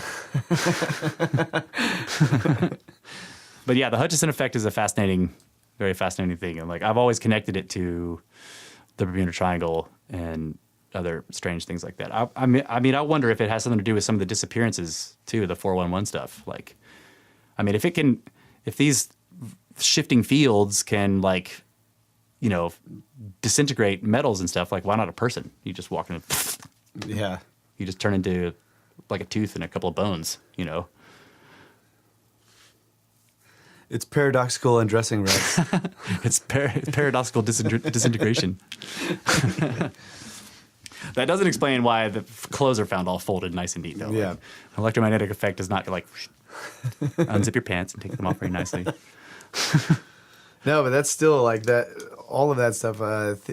Looking at it through the lens of the electric universe is really fascinating. So you've become one of those electric universe people. Like everything you mentioned, oh yeah, the electric universe. Like, oh, shut up. Yeah, well, that's what I do when I rabbit hole something. So yeah, I know. I'm still trying to figure it out too. Like, there's a lot of shit that I don't really get about it. But so let's see. This one's talking about the Devil's Sea, I think. Let's see. So the so-called Devil's Sea also shares another interesting coincidence with the Bermuda Triangle. It is located on the exact opposite side of the Earth, which is the antipode, right? And between the same latitudes of 20 to 30 degrees north. But while this similarity is of apparent interest, it is not half as piquing as its dissimilarities. These include the lack of treacherous currents over the shallow banks of the Bahamas and the lack of strong Gulf Stream currents. Factors for which disappearances are so mundanely blamed in the Triangle are completely absent off of Japan. Nevertheless, disappearances are not only frequent in the Devil's Sea, but some have been singularly spectacular. The most recent cases have, and this is recent for when he wrote this book, which is in like the early 2000s. The most recent cases have included the Japanese fishing vessel Dario Mario No. 3, which disappeared with 15 crew on February 14th, 1992. The large freighter Vast Ocean last reported itself off the Japanese island of Kyushu almost exactly 1 year later, on February 15th, 1993, and was never heard from thereafter. On November 21st, 1995, the Akashem last reported herself approaching this area en route from Onahama, Japan, and disappeared without a trace. The Yuko Maru No. 8, carrying 25 tons of fish, was found derelict off Japan on January 7th, 1992, smoldering between her deckhouse and stern. No trace of any of her crew was found, nor exactly how they left the ship. Most recently, the 23,000-ton Honghae Sanyo, with 28 crew on April 11th, 2001, sent off a mayday similar in some respects to those in the Bermuda Triangle, saying that a strong wind had suddenly hit it. It was southeast of Japan at the time. No further messages were received. When a search was mounted, only her empty lifeboats were found. Later, one body was located and patches of oil were sighted rising up from beneath the sea. There is nothing readily available to blame since tumultuous seas are absent. Piracy is often rampant in the Orient, though usually closer to China, in the South China Sea, the Straits of Malacca, and off the Malay Peninsula. Let's see. Considering the many dissimilarities between these areas, several independent researchers have used a process of elimination to uncover any underlying thread, a process that has led them all to one common denominator: strong geomagnetic lines. This coincidence raises the question about the potential of this force field. Magnetic field readouts are the oldest scrutinized geophysical data available. Their strength, vagaries, and anomalies have been studied for the past century and a half. Nevertheless, repeat readings and tests continue to offer puzzling and conflicting results, leaving us with an unstable foundation for even interpreting its potential. Our inability to even crack the shell of its origin still elicits qualified opinions similar to those expressed by Dr. J. Manson Valentine. Quote, "To begin with, it happens to be the only inanimate phenomenon for which we have been unable to conceive a mechanistic analog. We can visualize electrons traveling along a conductor and thus explain electric current, or we can envisage energy waves of different frequencies in the ether and thus explain the heat-light ratio spectrum. But a magnetic field defies a mechanical interpretation. There is something almost mystical about it. That's cool. That is cool. Let's see. Yep. Magnets. That's what it's all about, folks. That's right. And we got to take a break. All right. I think they should change the name. To what? To the Bermuda Snake. The Bermuda Magnet.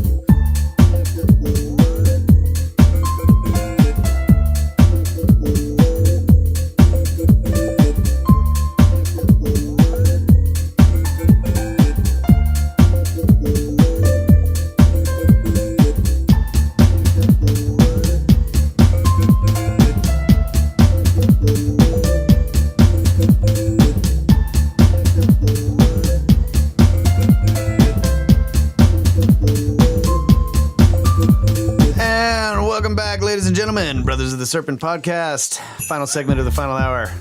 Yes. And we're tangenting again. I got this one last thing I'm going to read from this book, Bermuda Triangle book. This is a great, fantastic quote, and I think we could probably riff off of this for the rest of the show. All right, sweet. Just saying.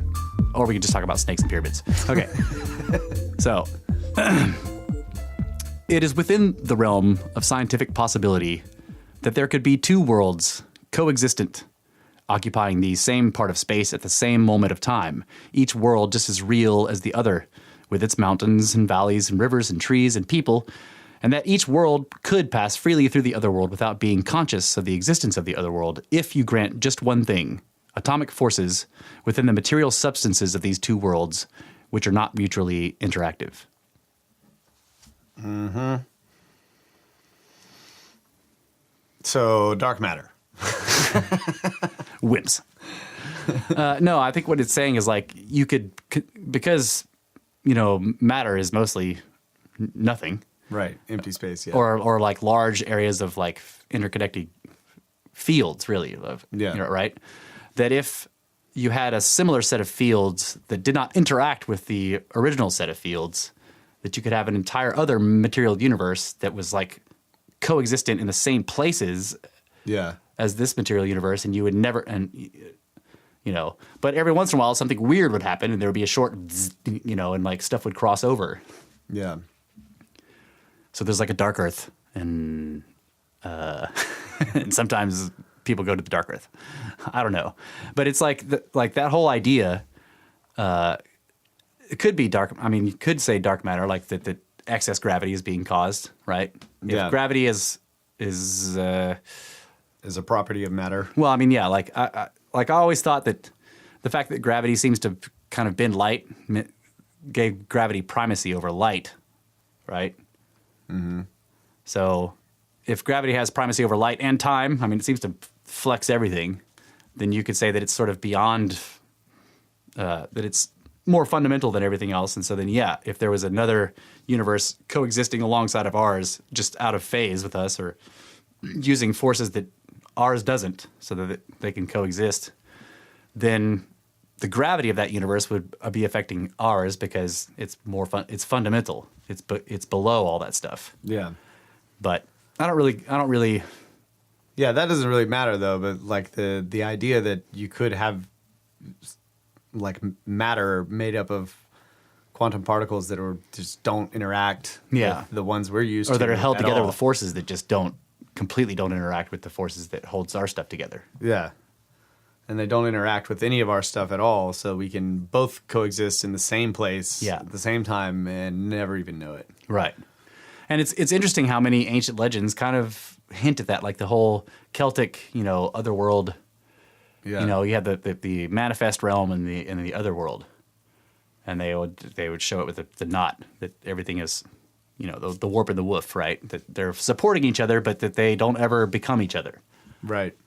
And so what's supporting? What is doing the supporting? If they're built of forces or materials that completely don't interact, where there must be some common force for them to mesh, right? Yeah. What was that you were talking about the other night when you came down here? Yeah, that we were hanging out. You were talking about the weave, but you were couching it in a way. Yeah, it was really cool. With with the whole thing we had talked about before, where like these indefinable numbers, like like pi and phi, they're not actually definable in our universe because they just fucking go on forever. So Right. like we can continue, like, there are supercomputers that are still calculating pi right now, and they have them to the billions of digits. Right. But they'll never get it.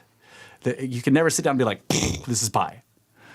It can't ever actually be defined, which to me implies that it doesn't come from here. Like, if it can't be defined here by the rules here, then it can't have its origin here. And yet pi describes most of the shapes in our universe, all the circles, all the spheres, right? Pi is in all of those shapes. And it's fundamental to those shapes. And yet it can't fucking be defined. But okay, so I was going off with that, like that implies to me that there is some other source for those actual numbers, because the phi and pi are both like this, and they can't be defined. So that to me implies that something else that isn't part of our universe is supplying these defining properties. And the way you were describing it with the knot was that like this one thread of the knot like has to go down to go underneath one of the other threads. Right. And it comes back up and goes over another one, but they never actually touch. Right. And so like that, the way you were describing it was that those numbers or those things like that show up that we can't really define is like that's the bend in our thread. That's right. And so we know something else is there. Yes. Because we have this weird bend in our thread that can't be right. And the bend in our thread is defined by something that is like 90 degrees out of phase with ours, and thus can't ever totally be enumerated here, right? Yeah. And probably the other universe has similar properties, fundamental properties that are defined by our universe, which if we were looking at, if we knew what they were, we could be like, oh yeah, that's 6.5, right? But they can't, over there, they can't define it. It's an endless, Yeah, that's interesting. So, okay, one of the problems I have with that idea, though, is that supposedly there are no perfect circles in our universe, right? So the perfect circle is also a concept that we can't really define. Like, we don't... Yeah. There's nothing... It's not manifest here. Right. It's manifest over time. What do you mean? Like, okay, so an orbit is an ellipse, right? But that ellipse also rotates. And so if you like let all that move through time, you eventually get a circle. Because the ellipse like fluctuates and pulses and everything like that. And if you let all that shit play out, it'll be a circle. Okay. You know what I mean? So like across time plus all that shit, like, yeah. But no like singular or more what would you call it? Like a not yeah, because you simple. can't say an orbit is a circle or even ellipse. An orbit is like a projection of what's going to happen in the future and what happened in the past. Right. So and it's a spiral too because you're moving in other directions. So it's all relative. But yeah, if you take the orbit of Earth, which sort of has an ellipse, but that ellipse changes in. What would you call it? Ellipsoidity? Obliquity. The obliquity of the ellipse changes, so it becomes more elliptical and then less elliptical, right? But that also, so when you have the long axis of that ellipse, it's also rotating. Right. Right? And you let all that sort of play out over a long period of time, but ignore the rest of the motion of the solar system. You will plot it. Yeah, you'll get a circle eventually, like, those old, what were those things we had? Spirographs? Yeah, spirographs. This doesn't look like a circle, but it will be eventually if you keep going. So that's kind of like the weird thing about mathematics to me too, is that like. But phi is everywhere. You got to admit that. Right? That's true. Yeah. Yeah, it is, and that's really weird that that's everywhere, but you can't. Right. It's fun. It's clearly fundamental. This is kind of ties into what I was going to ask you. It was like the situation with mathematics where we can actually use mathematics to describe or define some situation or something, but it doesn't actually explain it at all. Right. Like, but that it works or something. Yeah. Like you can use math to describe a square, but it doesn't explain the square, right? Yeah. You could be like, well, it's this long and it's got this long here and it's got these angles in it or whatever, but that doesn't really explain. It doesn't really define a square to you, but you could use those things to sort of image it, I guess you could say. Yeah. That's how I think of math, is like Like it's a way to like very precisely image things. You know what I mean? Because math basically is defining vectors and lines and shapes. That's really what it's doing. But then there's like other, like, you know, these crazy freaking equations that define the universe. Oh, Right? They're like, they have this equation, and you know, they make a T-shirt or whatever that's like this is the universe, and it's like this weird equation, right? Yeah, and it has all these like the string theory stuff or whatever. Yeah, I was listening to that guy Sean Carroll, and he's talking about like, you know, he'll do these presentations or whatever, and he'll put up this this mathematic equation and be like, okay, basically this is the universe. It's the whole thing. It's like everything we know about it. It's all in this one equation. And you can get the T-shirt if you want. You go online and get it. But it's like all these symbols that represent Variables or constants or whatever. Yeah, and like things that scientists have figured out, Yeah. right, about the universe or something, or mathematicians, like they can sit around and just fuck with symbols and discover shit. Like, Well, yeah, okay. So if you have a symbol that represents some known property or force or whatever, right, and then you have other symbols that represent, then you can kind of play with those and discover new things like that. But Yeah. you're already working with sort of known. You can't just like sit down with a bunch of weird symbols. yeah, I know that. I mean, you could. Well, I That mean, would be that's called magic, That's though. like basically like what Einstein did. Is that he has these symbols or these ideas, you know, Oh yeah, energy, Yeah, light, or the speed of light yeah. squared. The cosmological Like- constant. Like that's another thing, like squaring the speed of light. Yeah, like but you wait a can't minute. because light's the fastest you can go. It's the fastest. No, but I don't. How do you square the fastest thing?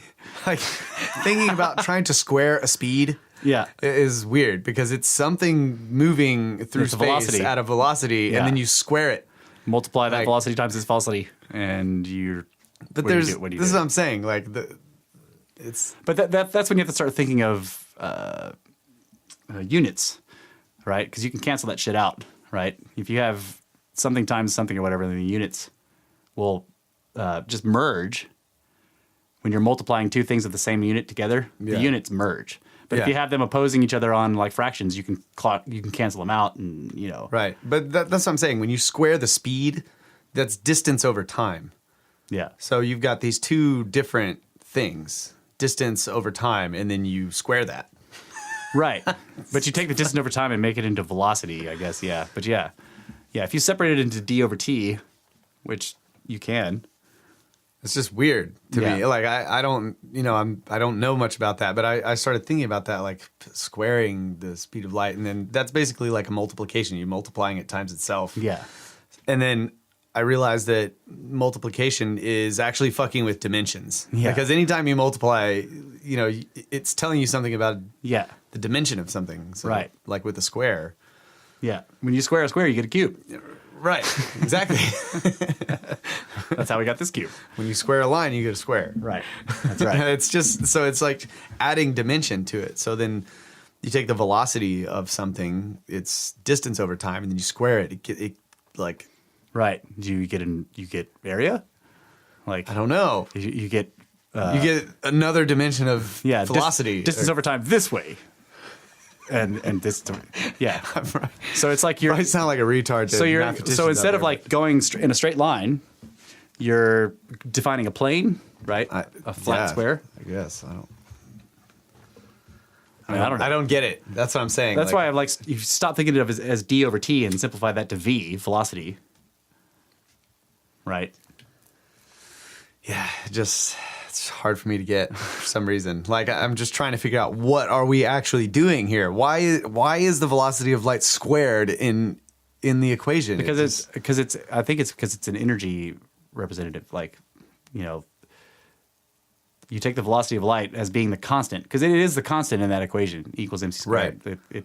You need a constant to be able to anchor everything else so that you can move everything around, right? So if you have the velocity of light, and you want to be able to solve for all this, well, he basically figured out that, like, if that's the constant, then you can get the energy. But it's going to be double the fucking the constant or squared or whatever. Yeah. I guess for me, I'm thinking like if I were to actually just try to solve that one, velocity of light squared, what do I get?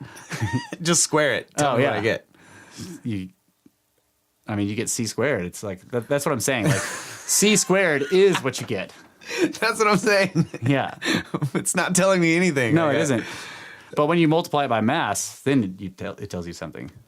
That's what E equals mc squared claims anyway. Right.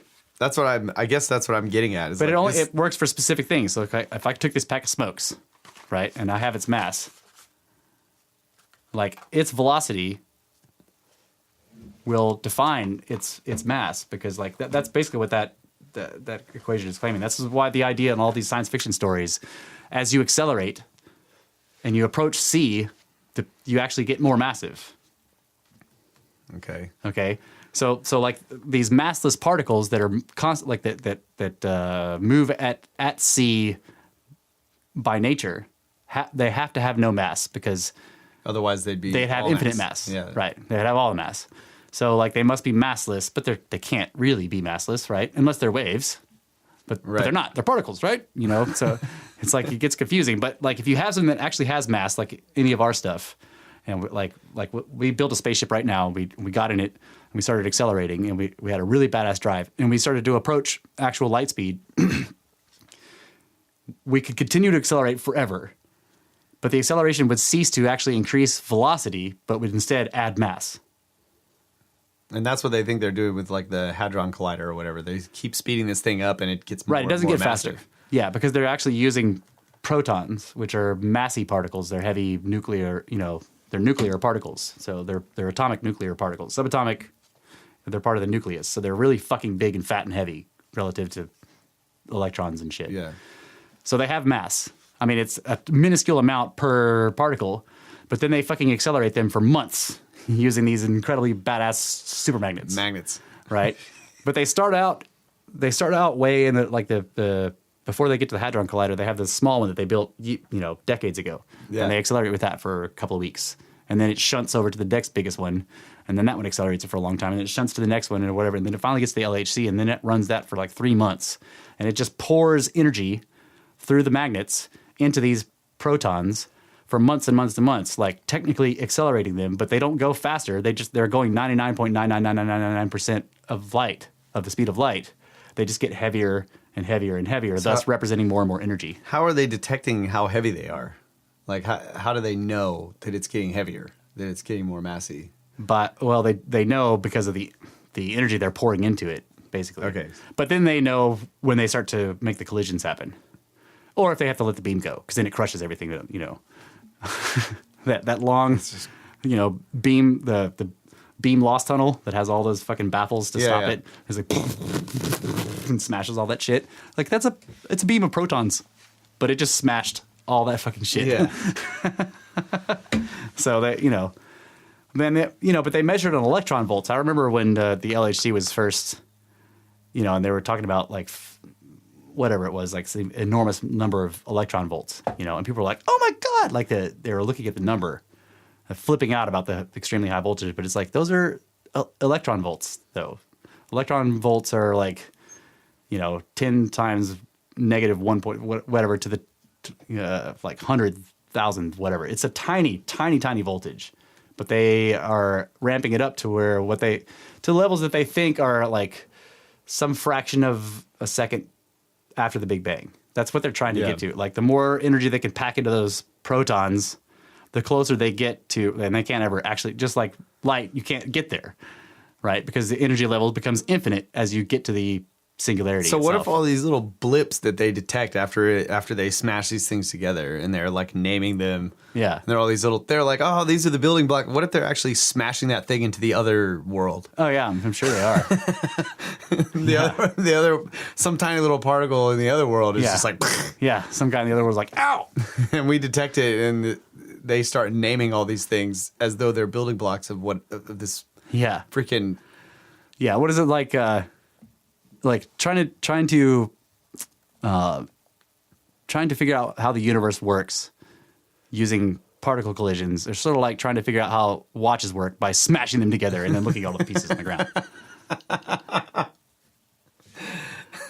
know, it's like, what does this watch? And they like look at all the pieces and. Well, that we'll call that one a sprocket, and that one's a thingamajigger, and that one's a cork. Yeah, that's just crazy shit. Like, it just, I don't know, for that kind of mathematics, like the shit Einstein was doing, it just doesn't. Did I tell you? It doesn't make any sense. Did I tell you that the science fiction story that I read about the people who got in the ship that couldn't stop accelerating? I think so. Yeah, and they were passing through galaxies, and it was like because even though constant acceleration doesn't actually add velocity, because it adds mass, and if you mess with the equation or whatever, and you like think about relativity, then you see that like as you continue to add energy, that like anybody that's actually on the ship or whatever that's accelerating, it seems to them because of the time dilation that there is acceleration, right? So as you add energy, like the ship itself, like if you were like a separate observer, and this ship had been accelerating for millions of years, it would still be going almost light speed, right? Yeah. But if you were on the ship, all that energy constantly being packed in because it would continue to look like you're the time dilation. Yeah, the time dilation would make it appear to anybody traveling on the ship that it was actually going incredibly fast, like way beyond the speed of light. So eventually it gets to a point to where they're passing through galaxies and they can hear it. The whole of the ship goes boom and it rings because they just ran through a galaxy, right? But that's because the time dilation for them is so massive at that point that, you know, their time sense is like slowed way down, I guess is what you would say. Yeah. Like, but if you were, like an observer, it would just be moving normally. But it would like a beam of light, anyway. Yeah. Well, I mean, it would be this enormous. Like they were talking about it, and they were like, oh, because they knew that they were this massive energy front. Yeah. That every time they passed through a galaxy, they were punching a hole through it too, and like just destroying anything in their path, like whatever star, black hole, didn't matter. Just boom, they just couldn't. They were unstoppable, and they couldn't stop. They couldn't stop accelerating because if they turned off the engines, they would be hit by all the radiation that was being caused by their massive acceleration, and they would all die. So they had to keep going. They had to keep the engines on. So those assholes. Yeah. All they cared about was themselves, and they're just destroying entire galaxies. Initially, they kept aiming for deeper and deeper space because they were like, if we can get out into like interstellar space, then we can maybe shut them down. But they got out into interstellar space, and it was not enough. So they were like, well, maybe if we get into intergalactic space, right? So they get out into intergalactic space, and still too much. By that point, they had accelerated so much that there was still too much radiation flux, so they couldn't stop. But they ended up doing, the time dilation became so great that they were able to like in real time view like formation of things. Like, you know, when they looked out, they would just see galaxies changing and shit moving or whatever because that's badass. Like billions of years were passing every second for them. And they ended up going all the way to the Big Crunch. Like this is before they knew. I guess the story was written before the heat death theory became popular. It was the idea of the Big Crunch. The Big Bang explodes and it like eventually everything slows down and then comes back together. Yeah. They call it the Big Crunch. So they surfed around the universe until everything started to coalesce back together, and it crunches back down into that tiny singularity, and they're like orbiting it, going like hauling ass and shit, and then it explodes, and they're like, holy fuck! And they surf the waves out and shit, and then they manage to slow down and they colonize the planet in the next universe. That's crazy. Trillions. Sounds like a great science trillions and trillions story. of years later. Yeah, they're like, finally. Well, now we have to be farmers. Yeah. Damn it. Maybe this is where we came from before. It's like, this is the answer for where life came from in this universe. Because we came from the last universe by accident because we couldn't stop. But yeah, it's like, I think that like in the future, if like things like electric universe or maybe elastic stuff or whatever, you know, if or just any kind of different standard model, like we'll look back on the concepts that came about just because of the weirdness of the standard model. You know, like, wait, so you could keep accelerating but not actually accelerate, and you would just get really fucking heavy. But if you were in it, you thought you were going really fast, but you really weren't. And that's what I'm saying, dude. The whole model, like starting with Einstein's theory of relativity, just like screws everything up. It seems to me, yeah, it, like gets so freaking outrageous and weird. Yeah. I do agree. And then those people, those scientists are like, yeah, these crackpot theories like on ancient aliens. Yeah. It's like, okay, wait a minute. You're the one that tells us that you can accelerate forever and not actually get anywhere, but you get really fucking heavy, but you don't go faster. But if you're inside of it, you think you're going faster, but you're not. Like, that's just normal. I mean, but those guys on Ancient Aliens, woo, they're crazy. Yeah, I know. I agree. I think it's I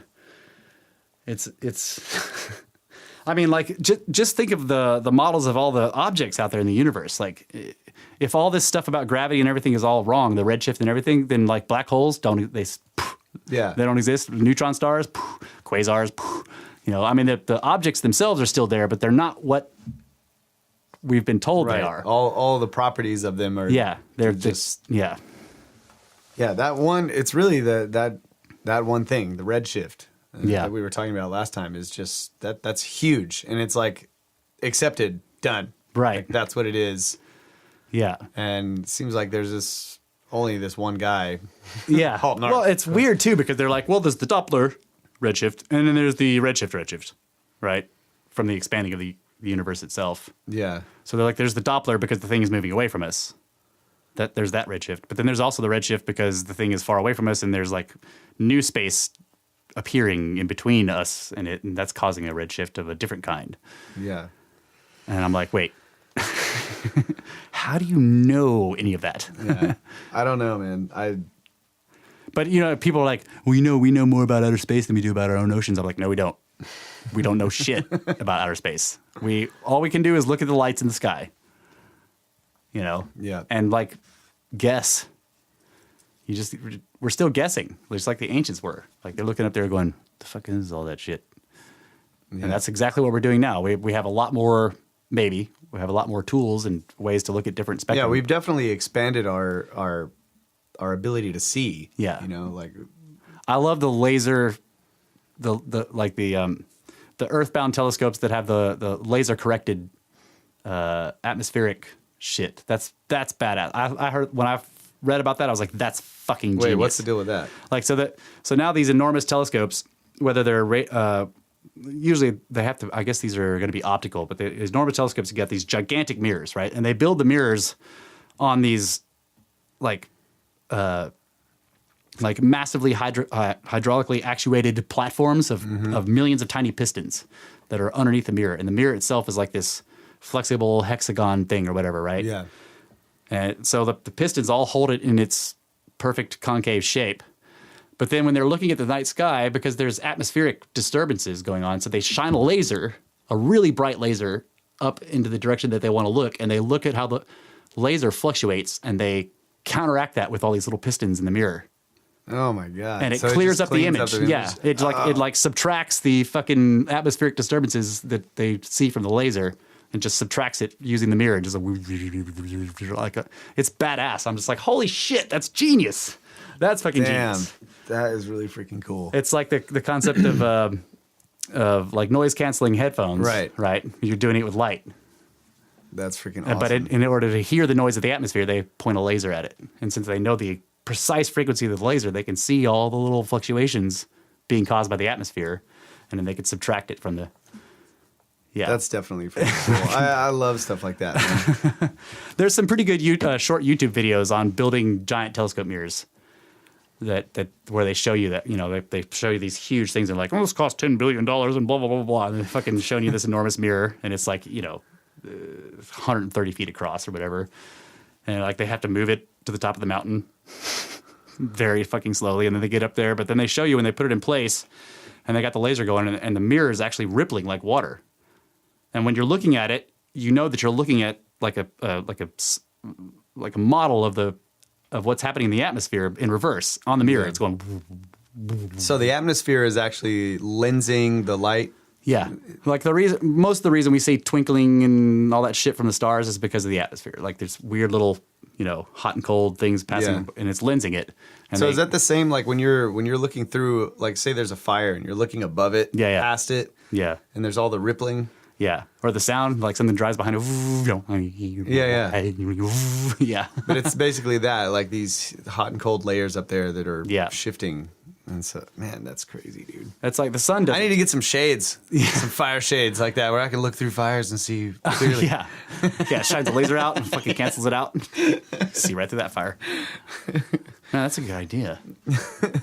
Like, just think of like sunglasses that could do that, or you could look up there and like it could shoot a laser and then like sort of cancel out the fucking atmospheric disturbances so you can really see the stars really clearly. Yeah, just that'd be just awesome. By the naked eye, you know? They wouldn't be sunglasses, bro. They'd be star glasses. Space glasses. Yeah. Dude, that's really badass. I want to go look through one of those telescopes, man. Yeah. So, okay, before we finish out, let's we have been building a pyramid Yep. by hand, dry laid. Oh my god, my back hurts. Yeah. It's backbreaking work. Yep.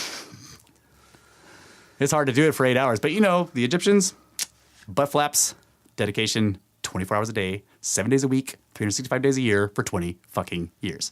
Yeah. So we were talking about this, like we dry laid it or dry stacked all these rocks around this big freaking concrete thing, and kind of angled them in. So I've been calling it a pyramid, and we've had to go get these rocks from way far away, not 500 miles, Right. Or however far. I don't even. Yeah, the Aswan granite was 500 miles away. Right. And then the Wales granite for the Stonehenge was 500 miles away. Right. Yeah. But yeah, it's just basically up on a hill, Yeah. and it's Maybe so maybe freaking half hard. a mile. And we have all these machines and everything, and it's so freaking hard. And then we finally get it all stacked up and everything, and we're like, this is all of these rocks is probably, if you put them all together, you get one of the big rocks. Right. Well, we were thinking like maybe 5 tons of rocks. What do you think? Yeah, I don't know. I need to check that dump truck weight because I have filled it up quite a few times, but I haven't used all the rocks either. Right. Still got a big pile to haul off, Yeah. but still. It is not going to be 100 tons, which is No. like one block of granite in the Great Pyramid, you know. It's not going to be 20 tons, probably. Yeah, it's Most of the like single, like the core blocks of the Great Pyramid are like, you know, 1, 2 to 5 tons. You know, some of them are 10, but most of them are like 2, 4, 2, Yeah. 5. So maybe 2 of those. Maybe. But it is a pain in the ass. And yeah, we were just saying, like, take all of these rocks, put them into one rock, and you have to set that one in 2 minutes. Right. Fuck that. After you got to drag it up the ramp. Right. They had to set a stone like every two Yeah. minutes for 20 years. That's just insane. Yeah. Well, that 20-year time limit is because of Khufu's reign. Yeah, I know. But I'm just fucking saying, ridiculous. this is what I'm pointing out. Yeah, it's just like it's dumb. That's what they say. Dun-dum, dun-dum, dun-dum, dun-dum, dun-dum, dun-dum. But we're really doing it, folks. We're Yep. building a pyramid, and And is it Thursday? it's definitely truncated. It's a mastaba. Yeah, and Let's get Thursday we're putting up our first zodiacal marker on the hill hinge on the hill hinge project. Great Texanian hill hinge project. The 19th will be the day of the heliacal rising of right when the sun moves into the house of Aries in the sky. It's time for war. So, Right. Yeah. So we're gonna go up there before sunrise and mark that. Yeah, and we're also going to make a compass to the south, right? Or not a compass, a sundial. Yeah, sundial to the southern on the southern marker. And this weekend we're gonna go look at ancient stuff. That's right. And we're gonna take we some have pictures a field and- trip and Snake Bros field trip, research, and possibly get lost and die. Yeah. So Yep. So I think that's it for this week, folks. So I keep meaning to I want to kind of record this whole ending thing so that it could be you know. But yes, thank you guys very much. You can get a hold of us on the blog at brothersoftheserpent.blogspot.com, or you Email can us. email us at brothersoftheserpent@gmail.com. That's right. Thanks to AWACS Productions, Aether Studios, Kyle Allen for the music, Ty Stone for some of the music, and me for some of the music. And let's see what else. Oh yeah, you can go to iTunes. You can go on iTunes and give us some 5-star reviews. That would be great. Or any of the other podcast services like TuneIn, Stitcher, Player FM. I just found out that Spotify actually is hosting podcasts now, but there's some kind of weird thing for submitting it. So I'm working on that. So we're not on there yet, but I'm working on it. All right. Yeah. So I think that's it, you guys. What was this, episode 44? 44. That's right. So look forward to next week, 45. We got more great stuff and maybe some interviews. Good night, Adamu. Build pyramids. Snakes. With snakes.